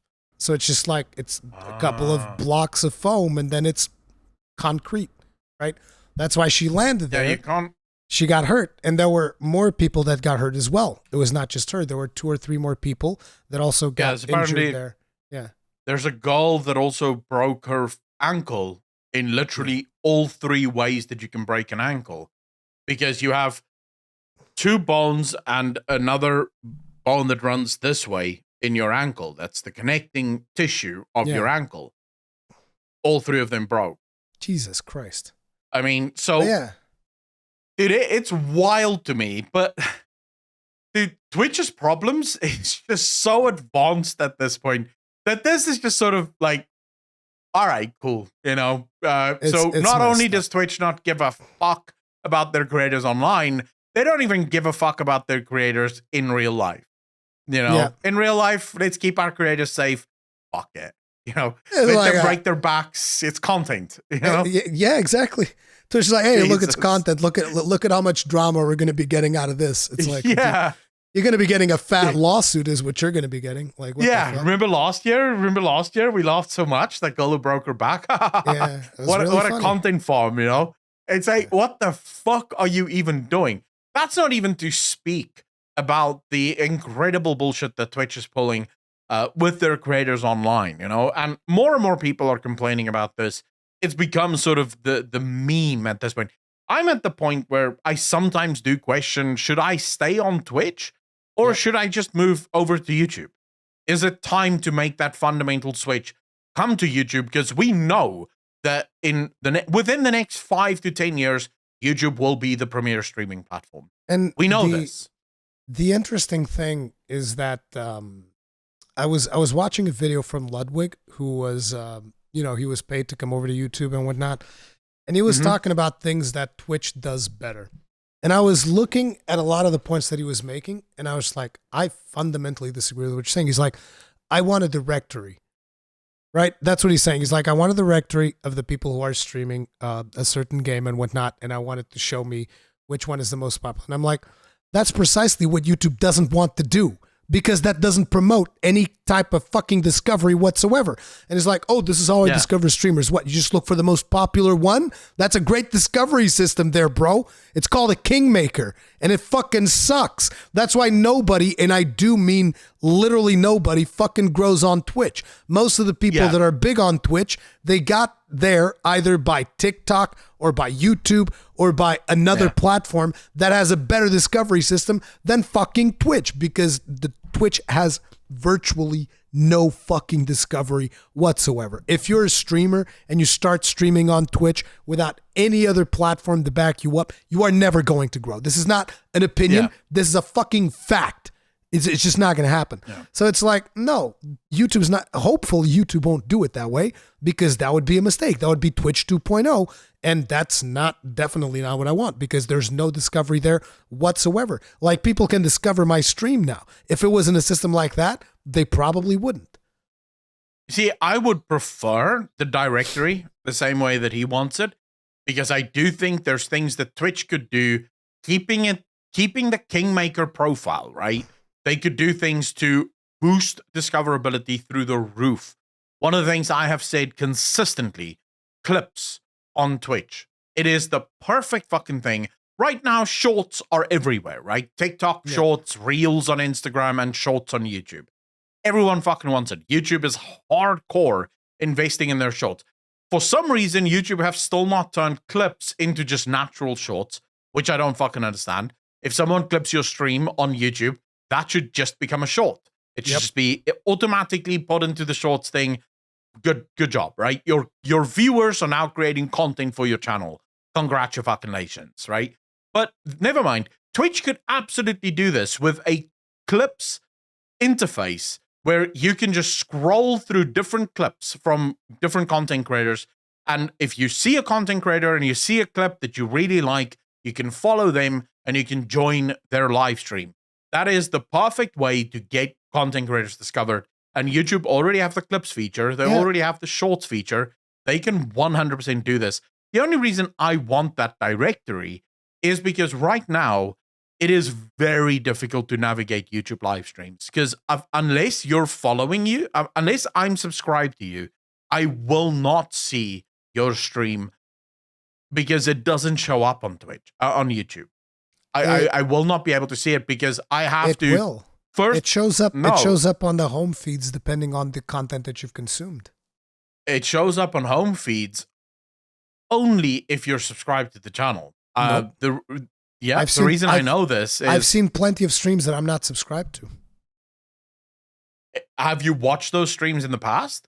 No. Because the only way you will see streams pop up on your home feed is if you've either watched content from that creator within the last 30 days, I think, or if you've searched for it. But I know for a fact that YouTube's algorithm does not highlight streams. It doesn't choose streams. Let's put it that way. It does. It can happen, but it doesn't show it. No, it's discovered. YouTube said this themselves. You can actually go watch. I can't remember. I think it's like a few months ago. I've seen them pop in my feed. YouTube said it themselves. But listen, I've seen stuff pop in my feed that I've never seen before. It just happens to be related to other things that I look at. You understand? Okay, but but here's the thing. YouTube themselves said their algorithm right now does not even look at live streams. It came from a question where people were asking, does it hurt my channel if I live stream on my channel where I'm putting videos out? And they said no, because the algorithm doesn't even care about live streams. So that's 100% wrong, because it definitely hurts your channel depending on what you usually do with your channel. Like if you never live streamed before, if you do a certain type of content and you start live streaming it without it being an event, it will most definitely hurt your channel. It's just, look, YouTube is incredibly deceitful when they're talking about the algorithm. That's just the way it is. But they lie about it. Remember, it's not gonna it doesn't hurt the algorithm, which is what the question always is. But it does. No, it doesn't. It hurts your viewers, because your viewers will come to your stream like, what the fuck is he watching? And they'll unsub because I don't want to watch him play this bullshit game that I don't care about. Yeah, but that's a viewership problem, right? From the algorithm side, the algorithm doesn't even look at your live stream. It doesn't give a fuck about live streams. It doesn't push live streams. Now, that doesn't mean that live streams can't show up. So if you're someone that watches live streams on YouTube, you'll probably get a few live streams on your homepage, but they're not optimized for it. So, for example, the algorithm doesn't push live streams to your home feed. It pushes videos to your home feed. See, that's where you're wrong. Again, like they might have said this, but that is wrong. That is 100% wrong. And I'll explain to you why. So for instance, look at you remember that game we talked about, Wild Hearts? I've never done Wild Hearts content in my channel before. I mean, I talked about the previous It didn't really have a name, so I talked about the game, whatever, and it was a video that wasn't even that successful. When they were doing the announcement of Wild Hearts, the official, they were doing like an official stream or whatever, I had 2,000 people watching my stream. This is for something that I've never created content for. This is for something where if you went to the actual live stream, it was comparable viewers between myself and the official live stream. Yeah. So explain to me, where did those people come from? Because usually if I just boot up a stream, I'll get like 200, 400 people, not 2,000. Searching. I want to see the new Wild Hearts thing. So I search it. And here pops Rurikhan, who does live streams on YouTube. So he's going to probably be close to the top. So I click on his because he's close to the top, right? And I don't click on the official one because I just want to see the fucking announcement. No, I can promise you, Senpai Gaming did a whole video about this. David Nash did a whole video about this. And they actually made these videos criticizing YouTube, saying YouTube should absolutely start looking at the algorithm and its live streams, because the only reason YouTube right now is better as a live streaming platform is because you can make videos on YouTube, and the algorithm does push those. So it's easier to convert someone that's already watching your video on YouTube to watching a live stream on YouTube than it is to convert someone that's watching a video on YouTube to watching a live stream on Twitch. So it's easier to convert viewers in that way. But in terms of live stream discoverability, the algorithm doesn't even fucking give a shit. It does not try to discover live streams. And there's a reason for it. It is almost impossible. I watched when YouTube's engineer was talking about it. Making live streams discoverable is so fucking hard, because live streams are incredibly dynamic and also they differ, right? So when it's a video, because the algorithm is trying to find things that people want to watch. But if you make a video about, say, Elden Ring, okay, the video is going to be edited in such a way that it's interesting, because why else would you edit it, right? A live stream doesn't have to be. A live stream, like YouTube could push you to the homepage of someone, as this is an Elden Ring stream, and you click on the live stream and you just wait for a bio break. So the guy clicks on a video and the fucking content creator isn't even there. So the person's like, fuck that. Yeah, but this is the thing. YouTube does not want people to leave the platform. So that person could click on your link, see that you're not there, and just close YouTube. Fuck it, I'll watch something else later. And they leave. So YouTube finds live streams dangerous. That's why they don't prioritize them in search results. Anyways, it's like, just to wrap it up, here's my experience. I can always get more viewership on YouTube than I will ever get on Twitch. Period. So it's like, but whatever they're doing on YouTube's side in terms of discoverability is a million times better than whatever they're doing on Twitch. Guaranteed. I mean, I will always get more people. Yeah, but you stream on your main channel, right? Here's the thing. I will most likely stream World of Warcraft on the same channel that this thing goes live, as opposed to doing it on Twitch. And I will guarantee to you that if I do that, I'll have more viewership there than I have on Twitch, and I have more followers on Twitch than I have subscribers on this channel. Okay.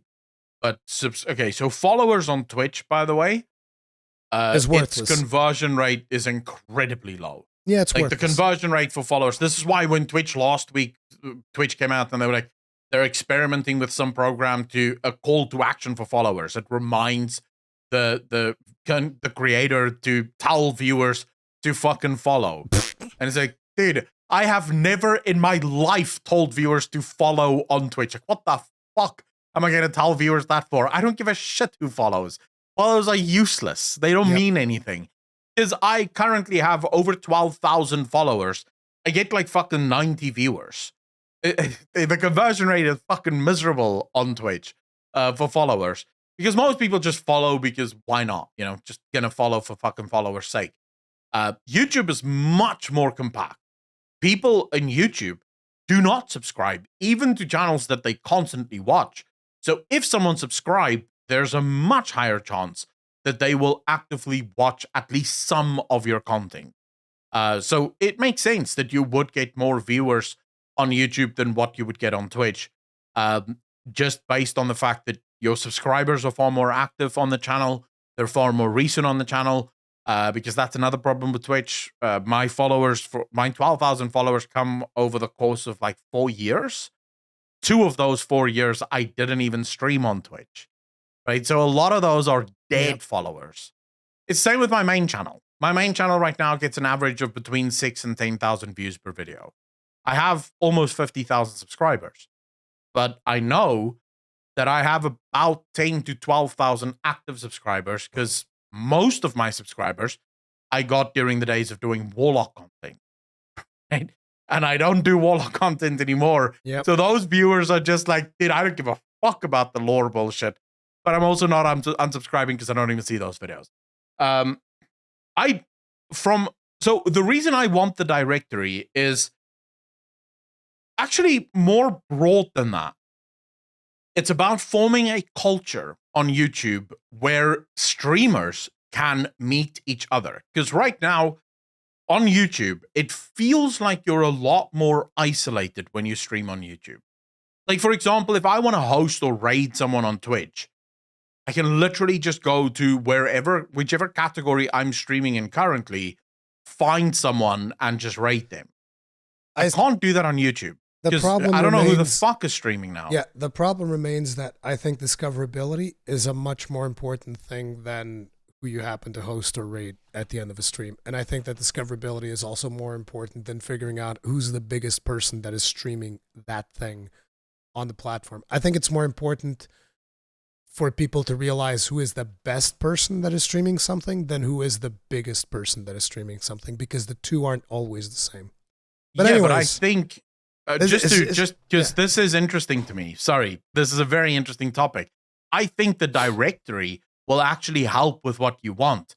Here's why. When you're in the streaming directory, you already know that sometimes you're going to get to a stream and the guy's not going to be there, right? Because it's not a video. The guy can't be live 100% of the time. He might be for a bio break or whatever the case might be. So there, YouTube could absolutely have an algorithm that you could choose to just top stream, right? So let's say Elden Ring top stream. That's the guy with the most views. But the default setting is streamers that your viewers also watch. So for example, if you're not live and this guy searches Elden Ring, you have a bunch of viewers that also watch, say, Mr. Cowboy. Beast, right? Or Frightened Cowboy or whatever, right? So he now shows up at the top because you and him have a lot of viewers in common with each other. That helps boost a shit ton of discoverability, because now you kind of know these creators are similar. People who watch Rurikhan is also going to like watching him, and vice versa. Where I think on YouTube, it's much harder because the live stream is competing not only against other live streams, but also against other videos. And there's no real community for those live streams to exist in. And you could still also push the live streams on the main platform. So you could still have it to where if someone searches for Elden Ring, the streams still show up. But now clicking on the stream brings them over to the streaming section of Twitch, where they now engage with other streamers and what other streamers are doing much better than what is currently happening. So when I stream on YouTube and I go to the recommended videos on the side of my stream, it's not other live stream, it's other video. So people will go from one of my live streams into another video. It doesn't even prioritize other streamers on the platform. And I'm fucking live streaming right now, right? It should be prioritizing other streamers. And I think giving streamers that portion of the place that's their own just makes more sense, in my opinion. Here's the thing. There is a directory on YouTube that you can go to. Yeah. Everyone keeps saying that. It is the smallest little fucking thing. It's like one button that goes live. Most people can't find it. I'm that's talking about the directory. Yeah. Most people can't find it, but like I said, I think that's a good thing. I don't agree with you on the directory thing. It's just not going to happen because I don't think that a kingmaker system helps literally anyone except whoever is the king. It's just that simple. It's just going to help, like the streamers that came over from Twitch, like Ludwig, Saikuno, Dr. Disrespect. It's just going to help them. If there's a directory, it's going to be basically Twitch 2.0 and people like me. Whereas right now, I can get like, I don't know, depending on the stream and the event and the thing that I happen to do, I have a much higher reach. The moment there's a directory, my reach is going to go to shit. It's that simple. Yeah, but you're comparing YouTube to Twitch. One already has an algorithm. The other one doesn't. Twitch have famously never invested in the creation of an algorithm. So on Twitch, the only system you have is the Kingmaker system. On YouTube, having that directory, showing the top viewed games, showing the top viewed streamers, coupled with the algorithm, would do amazing. You're building a culture. That's what you said. And the moment that you start building a culture together with that directory, the culture that you breathe is the Kingmaker culture, which is not what I want. It is fundamentally bad for smaller creators. It's 1,000% bad. The reason I don't agree with you, imagine you're watching Ludwig, right? Ludwig is doing an Elden Ring stream, all right? But then at the end of Ludwig's stream, so Ludwig ends his stream, and at the end of it comes the cards, what to watch next, and up pops Rurikhan, because Rurikhan is currently streaming Elden Ring, and they have seen that Rurikhan's viewers and Ludwig's viewers have similarities. They watch the same kind of content, because that's how the algorithm does it. The algorithm does that. No, it doesn't. The algorithm does that all the time. The cards at the end of... Wait. You mean at the actual end, the cards that pop up, not... the actual end. So you remove the ability for people to add their own cards to the live stream. Instead, it pops up what to watch next, and yours is the auto-follow. Think of it like this. In the current system, I can basically compete with Ludwig. In your system, I would not be competing with Ludwig. I'll be like, well, Ludwig's live. I'm not going live. Fuck that shit. I'll wait until he's done. Then I'll see. It's you kind of can't, but I get your get your thing. You're not gonna convince me. Like, look, it's just not gonna happen. Like, I don't want. It's fine. We disagree on this. Yeah, we 100% disagree. It's like I don't want the Twitch system. I think that YouTube will hopefully do something better. Because I understand that a lot of people just want to go to the directory, see whoever's the most popular. But you need to understand that is, in my opinion, fundamentally terrible for creators. And that is why you have a lot of creators that are streaming to 0 people on Twitch. I guarantee you, if a lot of those people that are streaming to 0 people on Twitch would go to YouTube, they would be streaming to 1 or 2 people. That is a guarantee that I would make you. Yeah. But anyway. I mean... Yeah. You could have the directory, just by the way, without the Kingmaker system. No. So you could have the directory be completely algorithm based, but again, it allows people to create communities. I don't want it. I don't know why you wouldn't. Because the whole success of Twitch, because here's the thing, Twitch's success is culture and community. The fact that people on Twitch know each other, they know where to go, it makes sense. It's all there, right? Streamers get to know each other, become friends, stream together. It becomes its own thing. YouTube doesn't have that because it's all put in the same place. And people who like watching live streams don't necessarily give a fuck about watching videos. And so you're sort of mashing these groups together. And I feel like a large part of what goes missing is that experience of community. I want to watch some Elden Ring streamers. Let me click on the Elden Ring directory, and it shows me the Elden Ring streamers. And that could absolutely be driven by the algorithm, right? So it doesn't show the top viewed Elden Ring guy. It shows the Elden Ring streamers that's similar to the other Elden Ring streamers that they already watch. But that already happens. The guy that's at the top. If you just go to YouTube and you type Elden Ring stream, you can already do that. Yeah, but that's very specific, right? That's a very specific. You have to type in Elden Ring stream. Yeah. It's not contained in its own little thing. And you're also, because this, in your system, The It's only not my people that's system, going to it's watch the Elden current- Ring streams. It's the current YouTube system. Yeah. But in the one that you prefer, Yes. the only people that's going to watch Elden Ring streams are people that searched for Elden Ring streams. Yes.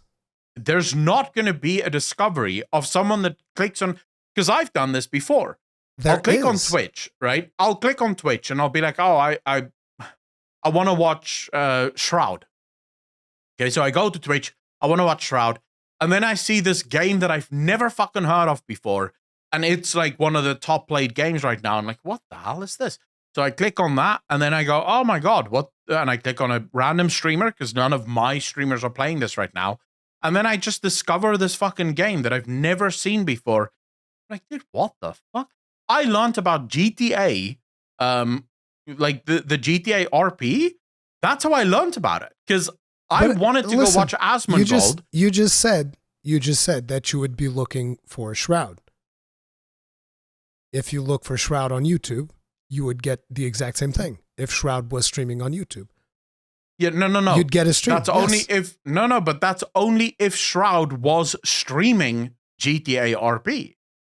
I wanted to go watch Shroud. I got to Twitch. Then I saw GTA is like the top one. Actually, that day I think I wanted to go watch Asmongold. But as I'm like waiting for the homepage to load, I see GTA like the top played game. I'm like, dude, this fucking old game. Why the hell is that top played? And I thought competition, something. So I click on it. I go to GTA. I'm like, dude, what the fuck? And I see Summit1G, right? He's playing GTA. I thought, I'll click. I like Summit. So I click, and here I discover GTA RP. Like, dude, what the fuck? There's guys that play this as if it's real life, you know? And yeah. I completely forgot Asmongold was even fucking streaming. 2 hours later, I'm still watching Summit1G because it's all contained in one. Whereas if this was YouTube, I would have typed in Shroud, and I would have seen Shroud and I would watch Shroud, or I would have typed in Asmongold, see Asmongold, watch Asmongold. And I would never even have discovered the GTA RP that's going on. Look at who you ended up watching. Summit1G, again, a top streamer. You didn't end up watching like one of the smaller GTA RP streamers. That might have happened on YouTube some other way. No, it wouldn't have happened on YouTube because I never even would have known to search for GTA RP. But if we merged the directory and the algorithm, I would not see Summit1G at the top. I would see someone that's similar to, say, Asmongold at the top, and that might be a smaller creator, and I would start watching him instead. So there's many ways to go about it. We're never going to agree on this because I fundamentally believe the directory is a good idea for YouTube. You don't, and that's fine. Yeah. So anyway, by the way, it's one of the reasons I haven't made the switch from Twitch to YouTube is the fact because that there's the no directory. Yeah. I think it does better because one of my viewers' main complaints, I'd love to hear actually, people that's still watching me and Rurikhan disagree. We're done disagreeing now.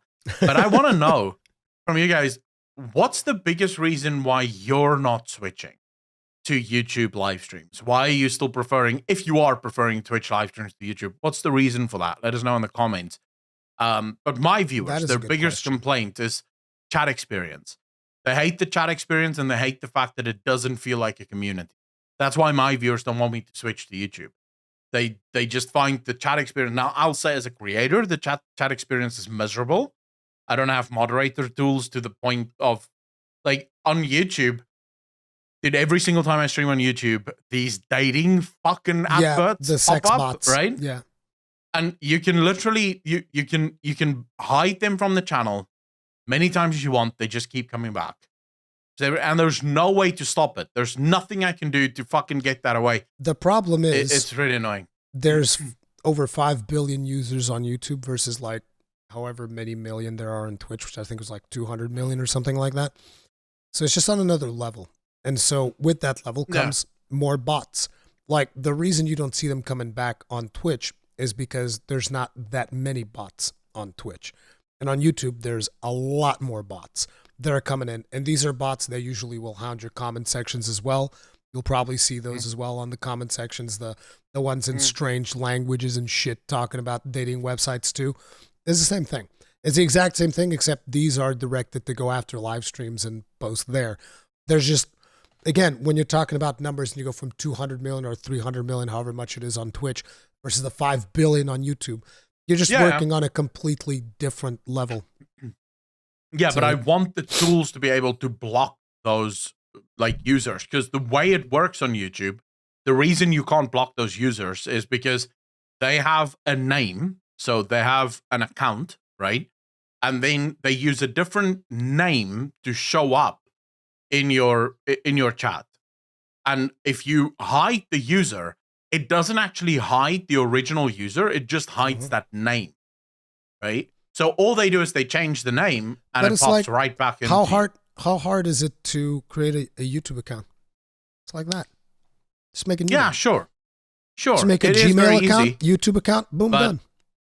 And it's the same thing on Twitch. More moderator tools, right? I want more moderator tools. No, I agree. I want the control. And I think YouTube can do it. I'll tell you why the chat experience is not as good on YouTube. It is because there's a lot more people coming into your stream, even if they don't stay.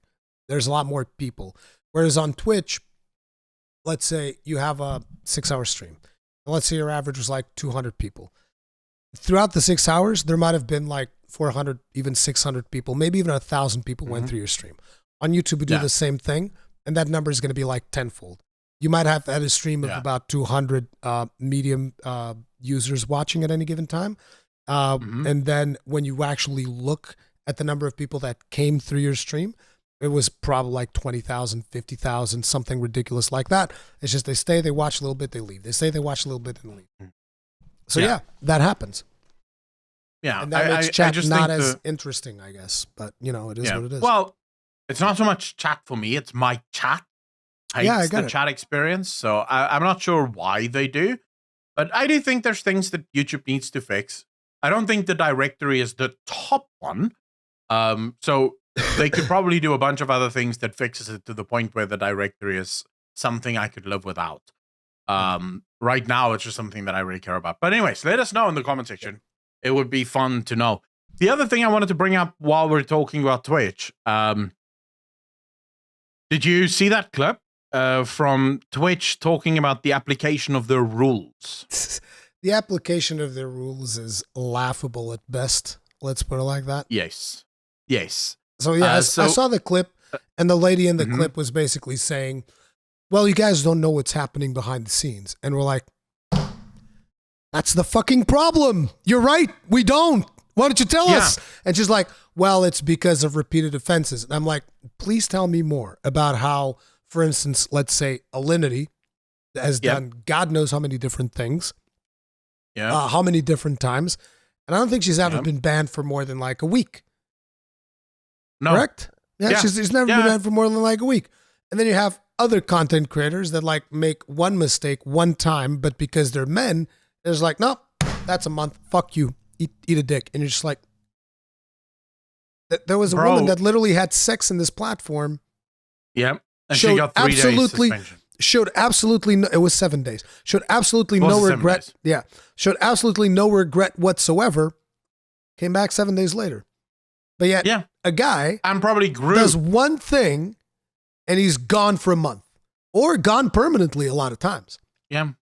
So the best example I have of Twitch not applying their rules consistently across the platform is Alinity threw her cat, right? She threw her fucking cat out of anger. Now, to be clear, I thought people grossly over-exaggerated.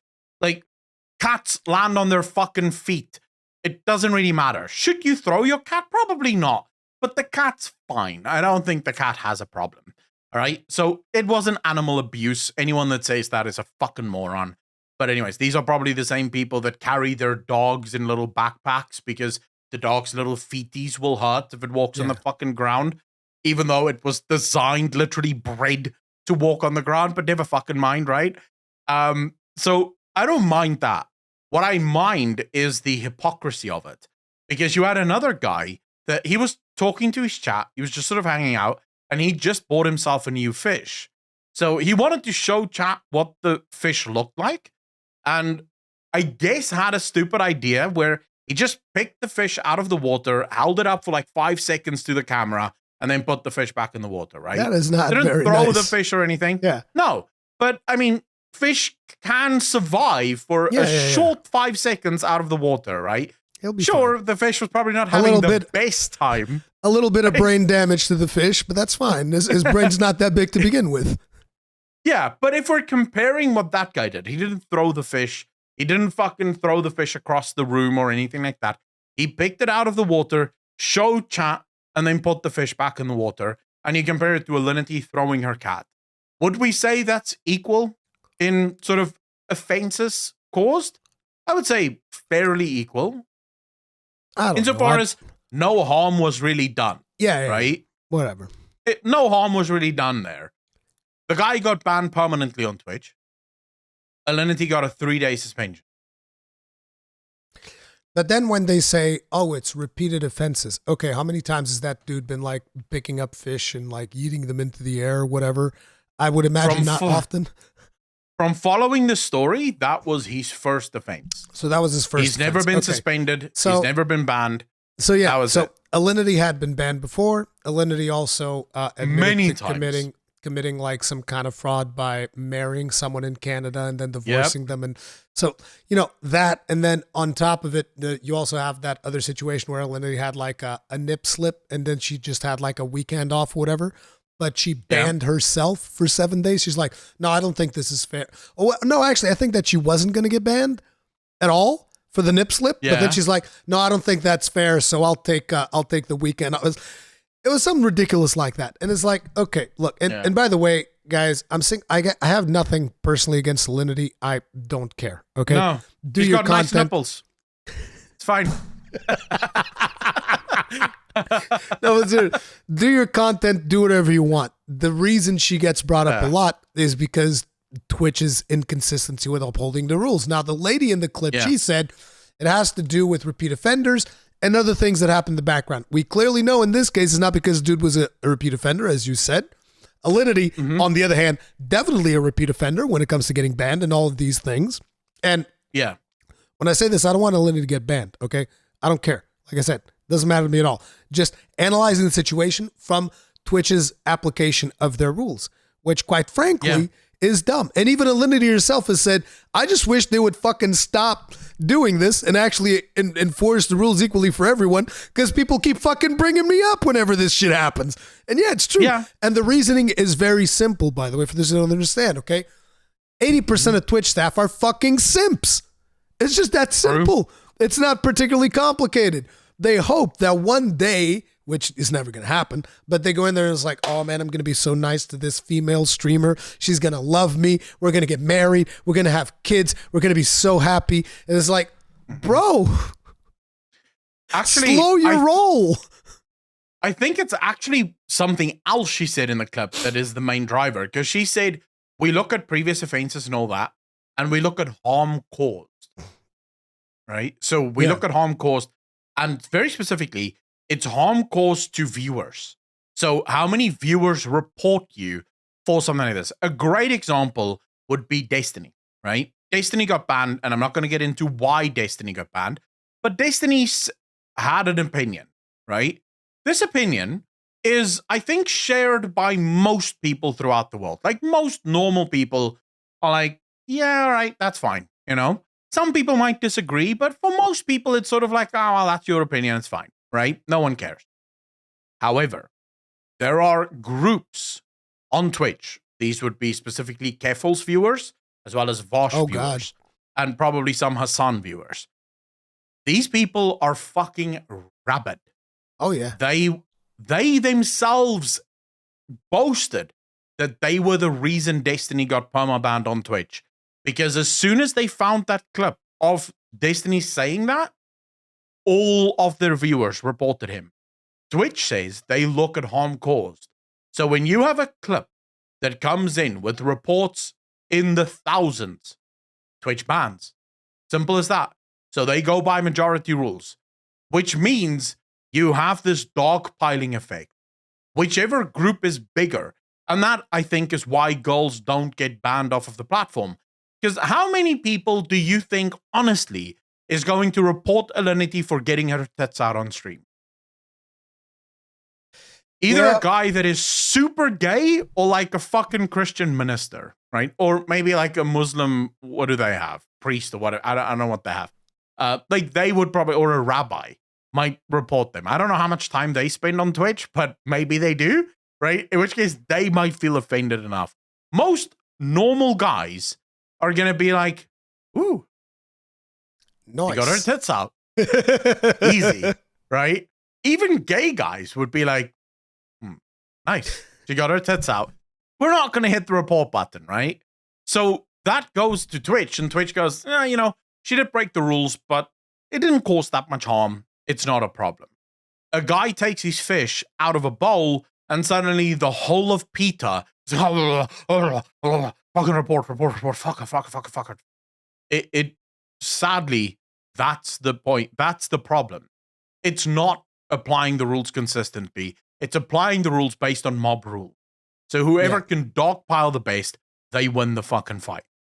And that is, I think, another reason why Twitch is going to get fucked.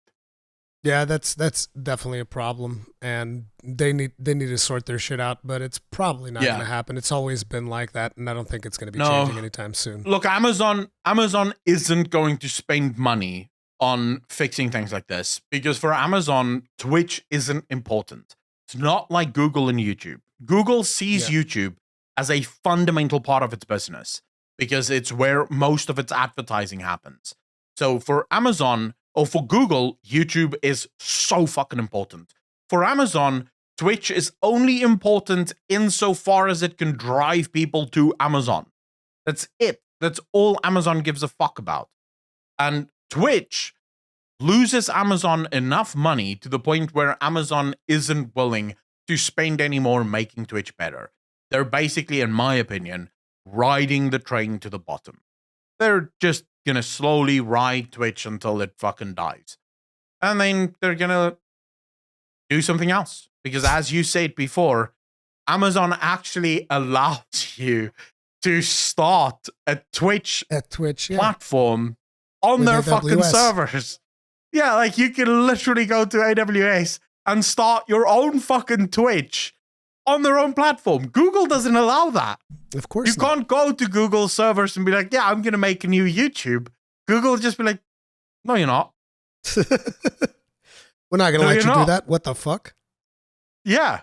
That's why all of the competitors to YouTube are usually on other fucking engines.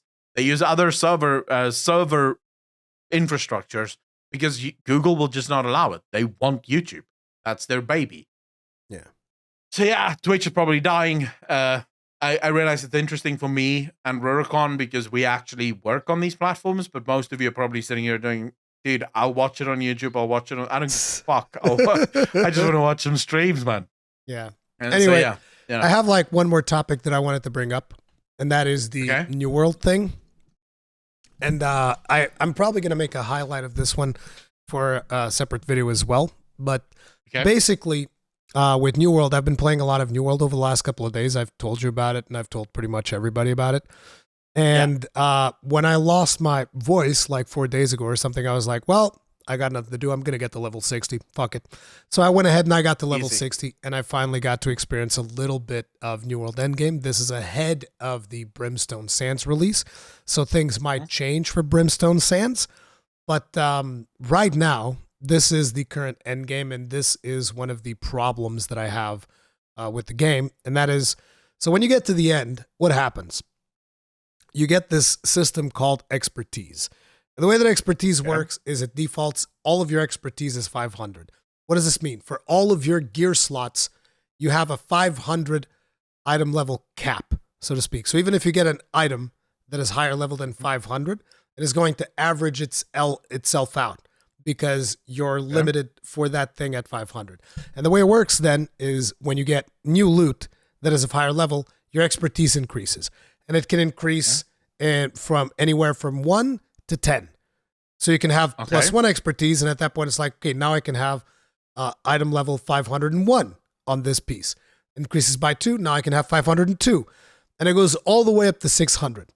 So this is the end game, is basically you trying to get loot as fast as possible so that it triggers the expertise things because it depends on the level of loot that you get. Kind of like Destiny in a way. And Destiny, like the higher your item level would be, the higher the items you would get.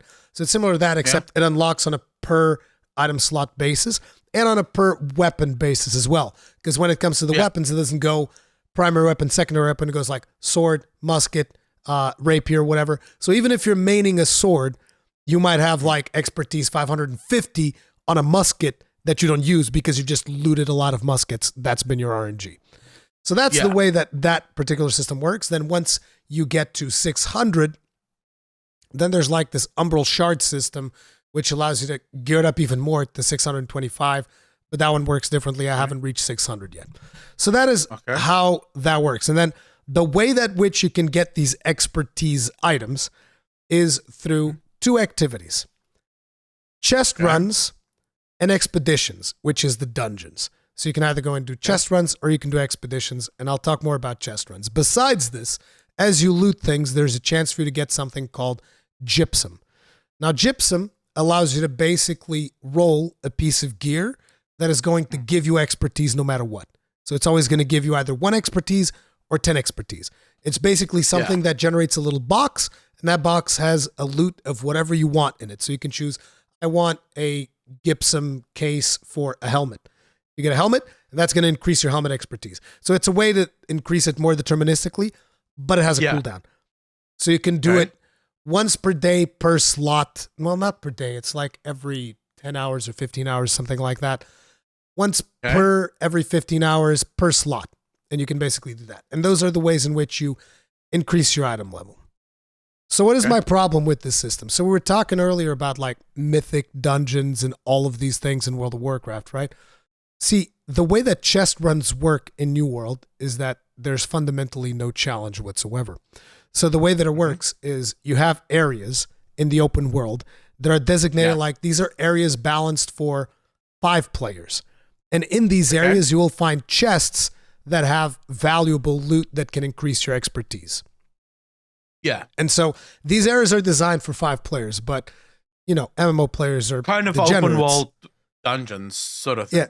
Yeah, it's open world dungeon, but MMO players are degenerates. So what do? What would happen if instead of 5 players, we were to take 500? Oh, yeah, easy life. You just, basically, that's what people do. Like, every day, people, because the chests in those areas, they also have like a 15-hour lockout or 20-hour lockout or something like that. So what people do is they organize in massive groups and they run through these zones and just destroy like it looks like a swarm of locusts just going through and shredding everything. Like I have footage of this. I've recorded it. It is disgusting. Like you feel sorry for the mobs. Like you just see players rolling through and you really just like demolish everything in your wake and you just loot everything and then you leave. Sometimes the mobs, the AI doesn't even know what to do because there's like, bro, there's 100 players here. The mob's just like, and you're standing next to the mob, looting the chest, and he's just like, and then somebody comes through and just like smacks it twice. It's like, blah, dies. And bosses and portals, like those big portal events that they have, because one of the chest runs also includes portal events and whatnot. Like the portals don't stand any chance. Like there was one point where there was a dude just like playing music while we were slaughtering everything. It was disgusting, dude. So it's like, and this apparently is what people have been doing. Now I didn't know because I hadn't tried any of this. So I get to the end game and I'm like, oh, I guess I'll go do a chest run. I do a chest run and I'm like, oh my God. And people like, they'll finish one area and they'll just like funnel into the next one and do it again and then funnel into and they just run like through the whole map, through all of the big high level areas and just destroy everything in their path. And dude, I cannot stress the ridiculous amount of loot you get. Like, listen, I would have to stop between zones to go deposit my loot because I would be overweight from all the loot that I have. Like you're talking, you will have to scroll through your inventory system to look at all the loot that you get from these runs, right? Wow. Yeah. Okay, so that is kind of like, that is the most efficient way for you to equip yourself and gear grind in New World, which I'm just like, there's no challenge. There's nothing here. right? So then I'm like, all right, the other way that you can do it is expeditions. And I was like, okay, this sounds way better because I go in, 4 other people, we do a dungeon, fantastic.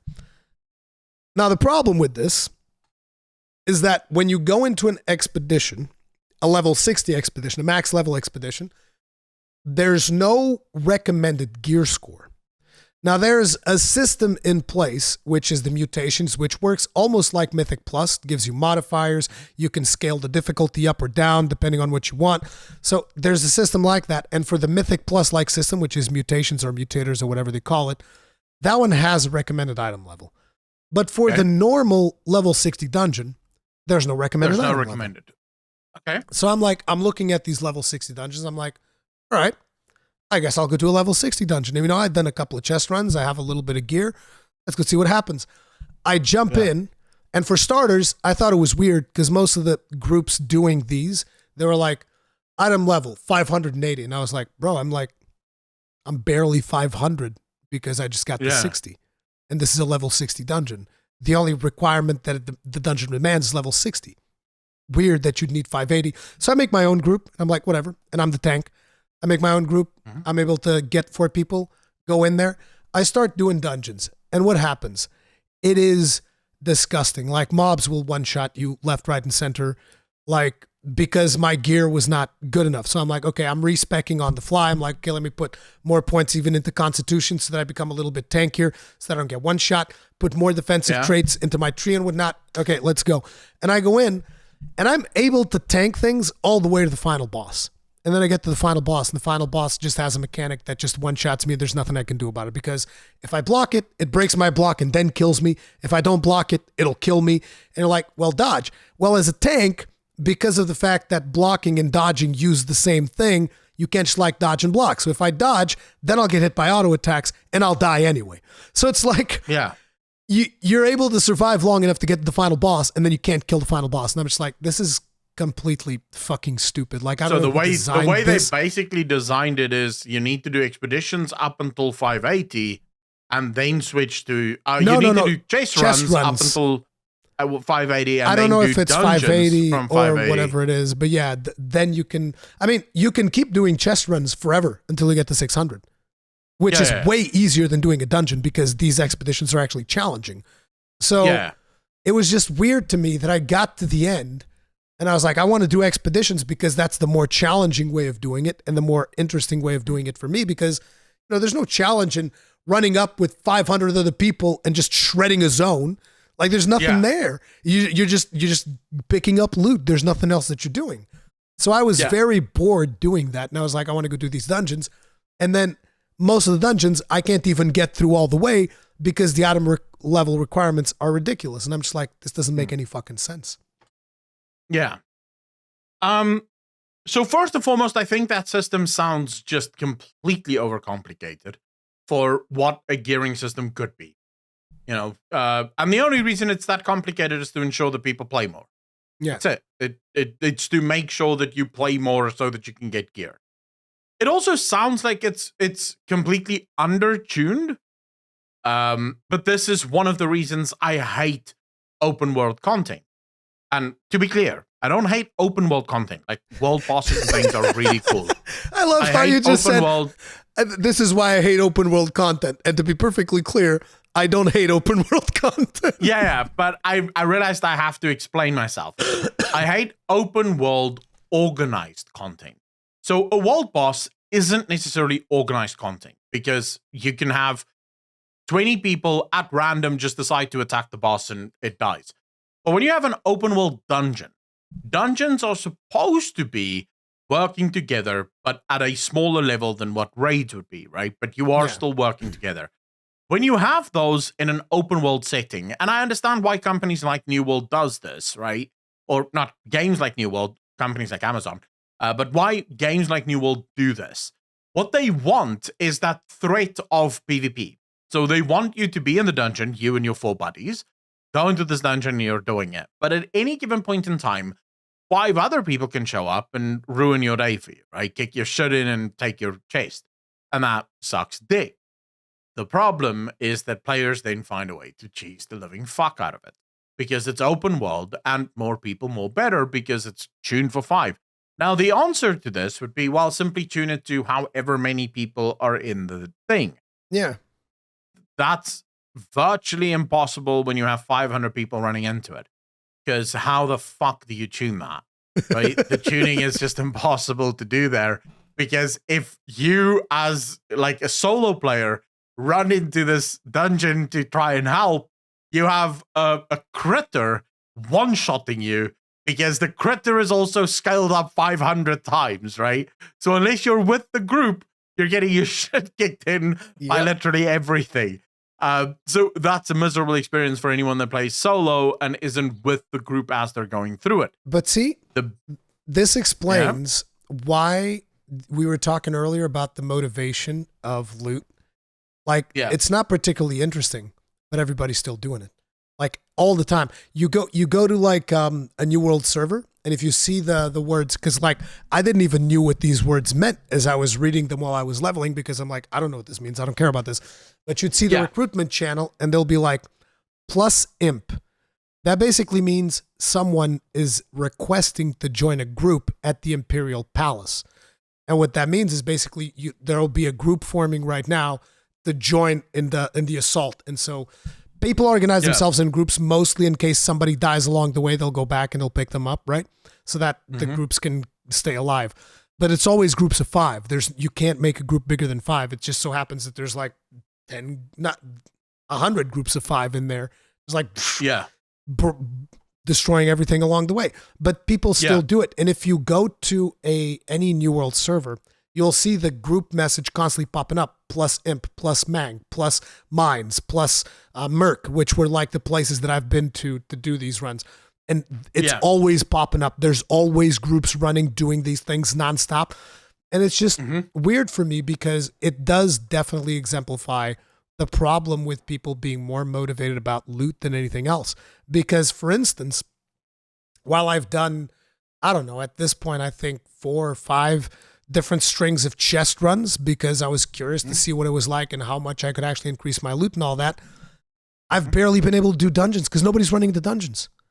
You can get the same rewards from the dungeons, except it's more challenging, so nobody's doing them. And I'm just like, well, what the fuck? You see, but this is again where it comes to, how did you design your game? What is the core motivations for playing the game? In New World, the core motivation is gear, because the entire in-game system is designed to, you need gear in order to finish the system. So because gear is the main thing, people are going to choose the path of least resistance. Yeah. They're not going to choose the most fun or engaging mechanic. They're going to choose whatever is the least resistant path, and that is the chest runs. Even though the way they're doing it is incredibly degenerate, but you've, as a company, you've painted yourself into this corner of, you've made gear the way to play the game. You can't now take that away from players. Yeah. You either have to change the way the game needs to be played, and this would be by removing that incredibly convoluted system and making gear just a reward that you get for doing different types of content, or just continue down this road and your game's probably going to struggle because of it. And here's the here's the part that I'm now going to hit you with that's going to blow your mind. So you're like, okay, so you're doing all these runs for loot. So eventually you're going to get like your loot and it's going to be good and whatever. It's like, no, I don't even get the loot that I actually use that way. I just go get the loot in order to trigger the expertise system that raises my item level cap, because I already have item level 600 loot, because I've sold stuff in the auction house while I was leveling up, and I have like 50,000 gold or whatever, which I don't think is that much in that game. But you can buy legendary gear for like 2,000 gold. So I just went to the auction house and I was like, well, I want a good tanking sword. I'll take this one. I want a good blunderbuss. I'll take this one. I want a tanking helmet, a tanking chest.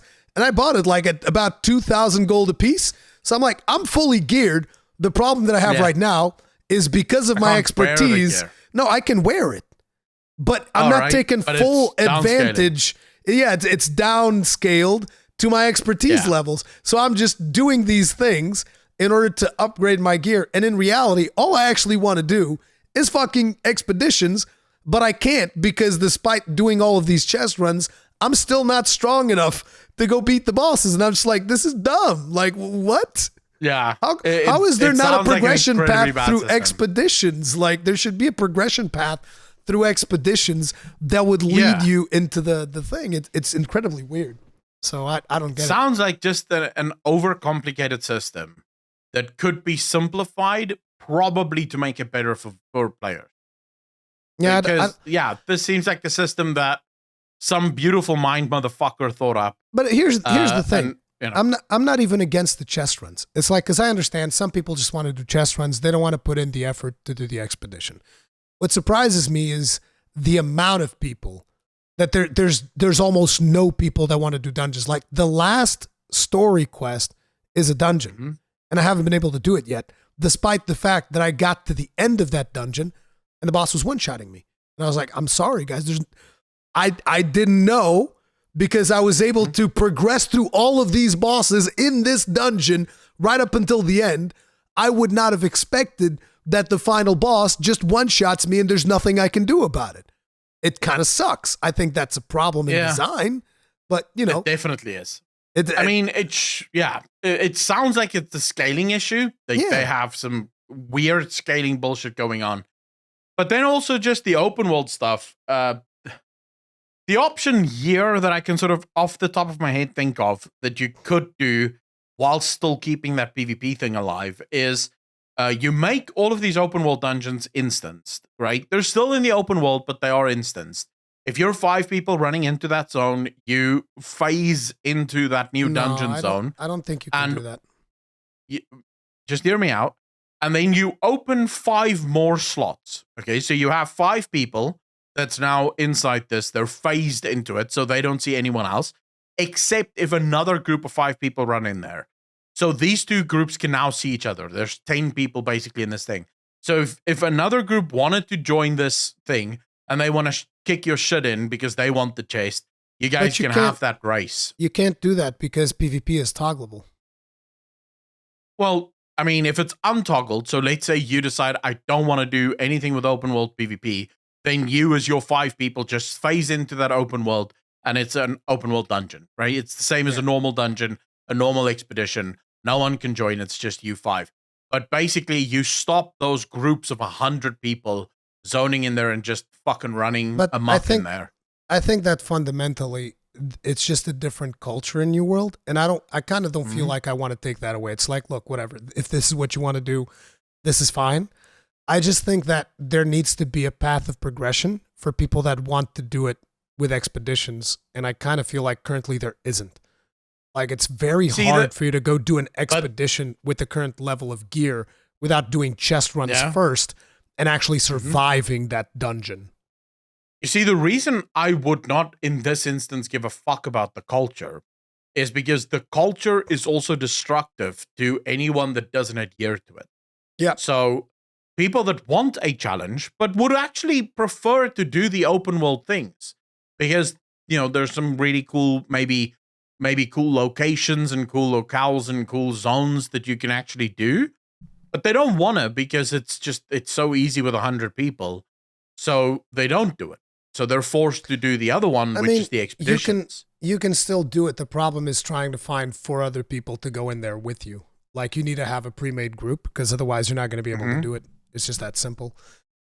Because, you know, most of the people, they're going to, again, take the path of least resistance. They're just going to team up. Hey, let's go. Fucking 100 players, tour through this area, destroy everything. Like, here's the interesting part. I don't even know what the route is. I just follow the Zerg. Like, I don't even know how to navigate those areas properly. I'm just following everybody else as they're just like cleaving a path of destruction through the zone, right? But you see, this is why I said you need to change that because it's clearly not what you designed. It's not even that this is what players want. Actually, it's that this is the optimal thing to do because of the system that you designed. I didn't even think about the PvP thing because I've had PvP off for so long that I'm just like, whatever. But initially, the game was designed as a PvP experience, and in that sense, the open world locations do make sense because, like, you know, everybody knows this was going to be a hardcore PvP game, right? And in that sense, it makes sense because there would be competition over who gets to get the resources of that zone. And in there, it makes sense. But in the current PvE setting that people play, it makes no sense whatsoever because just like there's no need for it. There. Yeah, exactly. You could absolutely instance those. Yeah, you could absolutely instance those. And so, in other words, even if you were 100 groups of 5, that would just mean that there's 100 groups that's going through at 5-man. Yeah. Right? You don't even see the other people there. It's just you and your group going through this thing, clearing it out, fighting the bosses, having that experience. And I think it's an interesting idea. I've said for a while now, I told you the other day, Firelands was one of my favorite raids of all time. Just because it had that open world feeling to it, you know? There were no walls, there were no rooms. It was just this giant open area, and you could see the mobs and the bosses in the fucking distance. You could see it. It was such a cool thing. And open world dungeons in WoW, it would work. You know, if you go into some of those cool areas and it is an open world dungeon, it makes sense. The problem is, in a lot of cases, so there's a couple of areas in WoW that could very easily become that. If you go to Bastion, right, and you go right to the top of the map in Bastion, there's a world boss that can spawn there. I don't know if you know, you should know what I'm talking about. But there's like, it's like this giant palace looking thing, right, with terraces and circular terraces. I know where it is. And all of the mobs there are elite, right? It's all elite mobs. So it's clear that was kind of meant as a very high level group oriented place, right? You wanted to go in there with 1 or 2 other people just because those elites can oftentimes hit quite fucking hard, especially if you're not fully geared. That area could have been such a cool open world, quote unquote, dungeon/raid, right? Where you work your way to this final boss and you and 5 other people have to take that final boss down, right? Or even you and 20 other people. The problem is it's open world. So what happens is whenever that boss is up, you just follow the group because they're going to kill all the mobs all the way to the boss. And then all you do is, as a warlock, what I do, I just throw 1 dot on the world boss and then I run and I just stand there. Yep. They're not going to deal with all that fucking lag.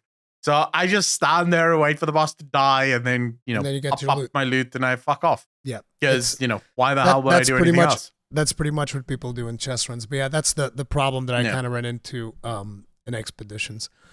But then there was another thing that was a problem for me in New World, and that is, as you know, I like tanking. I'm big into tanking. I love tanking. I think tanking is one of the most interesting things. And in New World, I think that they need to do something about tanking because tanking, at least from what I've experienced, and please correct me, more experienced New World players, if this is not the case. My experience in tanking is that basically what you do is you taunt and then you hold block. And that's it. Because the moment you stop blocking, the boss will fucking destroy you. At least at my current item level. Like if I stop blocking, like the boss will backhand me so hard, it's like half of my health. Like I've even had people, because like I was trying to weave in as much damage as I could possibly do in a dungeon, and I ended up dying. And I specifically had people tell me, listen, bro, we have damage. Just block. Just taunt and block. And I was like, oh God, this is terrible. Like, is this what they think? Horrible fucking experience. Is this what they think tanking is? This is so bad. Like, and on top of it, as the tank, because you're the one that's always getting slapped around. So the way that it works in New World is whenever you get hit, like your character actually staggers because it's like action combat. So as the tank, you're constantly staggering, falling to the ground, being CC'd in all different kinds of ways. And I was like, bro, what is this? And here's the thing, because I had made a build because I'm like, I'm a good tank. I know how to block. I know how to do things. I know how to use my cooldowns, all this bullshit. So I'm thinking to myself, I'm going to make a build that allows me to survive through my skills and then also buff everybody else's damage. Because there's a build and an ability in the Sword and Shield tree that just straight up increases everyone's damage around you by 10%. If you just take that one skill. And I was like, dude, this is awesome. So I'm taking that. And the problem is that limits my blocking a little bit, but I'm like, this is fine. I can block and I'll take a couple of hits. The problem is at the level that I was playing, you can't get hit. In those level 60 dungeons, you just can't get hit. You get hit once, 20% health. And it's like the healers have very strict cooldowns. So if they like miss one spell or they heal the wrong person at the wrong time, that's it. So as the tank, you have to basically focus on surviving. And I was like, okay, I get it. That's cool. I'll focus on surviving and all that. But surviving is basically, okay, just sit there with your shield up the whole fucking time and do nothing. And I was like, bro, what is this? Like, at least let me like weave my blunderbuss or some other ability in there. And it's, every now and then I did it, but a lot of the times that I did it, even if it felt like it was safe, I would get punished instantly. Like, boom, down to 40% health. I was like, fuck. So it's like people would actually just tell you, just block. And I'm just like, bro, this can't be tanking. Like, this is not cool. But this is why I told you they've gone, in my opinion, the wrong way with it. Because they wanted to do action combat, Elden Ring, Dark Souls-esque kind of game. But that's not what they did. Because, okay, so when you play Elden Ring and you come up against the boss doesn't do attack, just fucking the whole time. It goes through very specific rotations. Places that give you openings, And you have to, the trick is to weave damage in between attacks. Most of the time, you don't want to block the attacks. You want to dodge the attacks so that you can attack again. If you do go the sword and board style, then blocking becomes an option. But even then, a lot of it is still knowing what attacks can be blocked, what attacks should absolutely not be blocked, what can be parried, what can't be parried, when to attack, when not to attack. But when you go to the mobs, and I didn't even do a lot of the dungeons or expeditions in New World, I'm just looking at the mobs. The mobs don't do that. It isn't a case of, okay, so I attack, and then you have a couple of seconds, and then I attack again, and then you have it just goes. So either you block the whole time and take no damage, or you take the damage and you just beat the fucking thing down before it can kill you. That is sort of your goal. That is not action combat. Yes, you have all the mechanics of action combat, but you don't have the mob and boss design of action combat. Yeah, that was definitely one of the things that I felt when I was wailing on bosses. And I was trying to analyze their patterns. And it was really weird because they do have certain attacks where you're like, okay, this attack is clearly an opening. So like, I'll get the opening. The problem was sometimes you'd get that same attack that you're like, this is an opening. And the boss would just turn around and fucking slap you out of nowhere. And I was like, bro, what is this? This has been an opening every single time he's done it. And now that I'm countering it, I get slapped for like half of my health. It's like, what is this? Yeah. It's so weird. It should never, like, if they wanted to do it right, tank should not even have had the taunt option. It should be a tank playstyle, but effectively, you do enough damage so that the thing fucking targets you, right? And if you do have a taunt, it's something like a shield slam, right? So shield slam has sort of, it forces the boss on you. Yeah. But everyone is dodging constantly because it is action combat. Yeah, it's not a case of tank stands there, fucking block, and everyone else is like just fucking hammering into it. Because where's the action combat? No, but that still happens. Like, people still have to dodge mechanics in bosses and stuff like that. Yeah. It's just incredibly hectic. It's just really weird. And I was actually watching like speed runs of mutated runs and whatnot. And I think I've even seen some where there wasn't even a tank.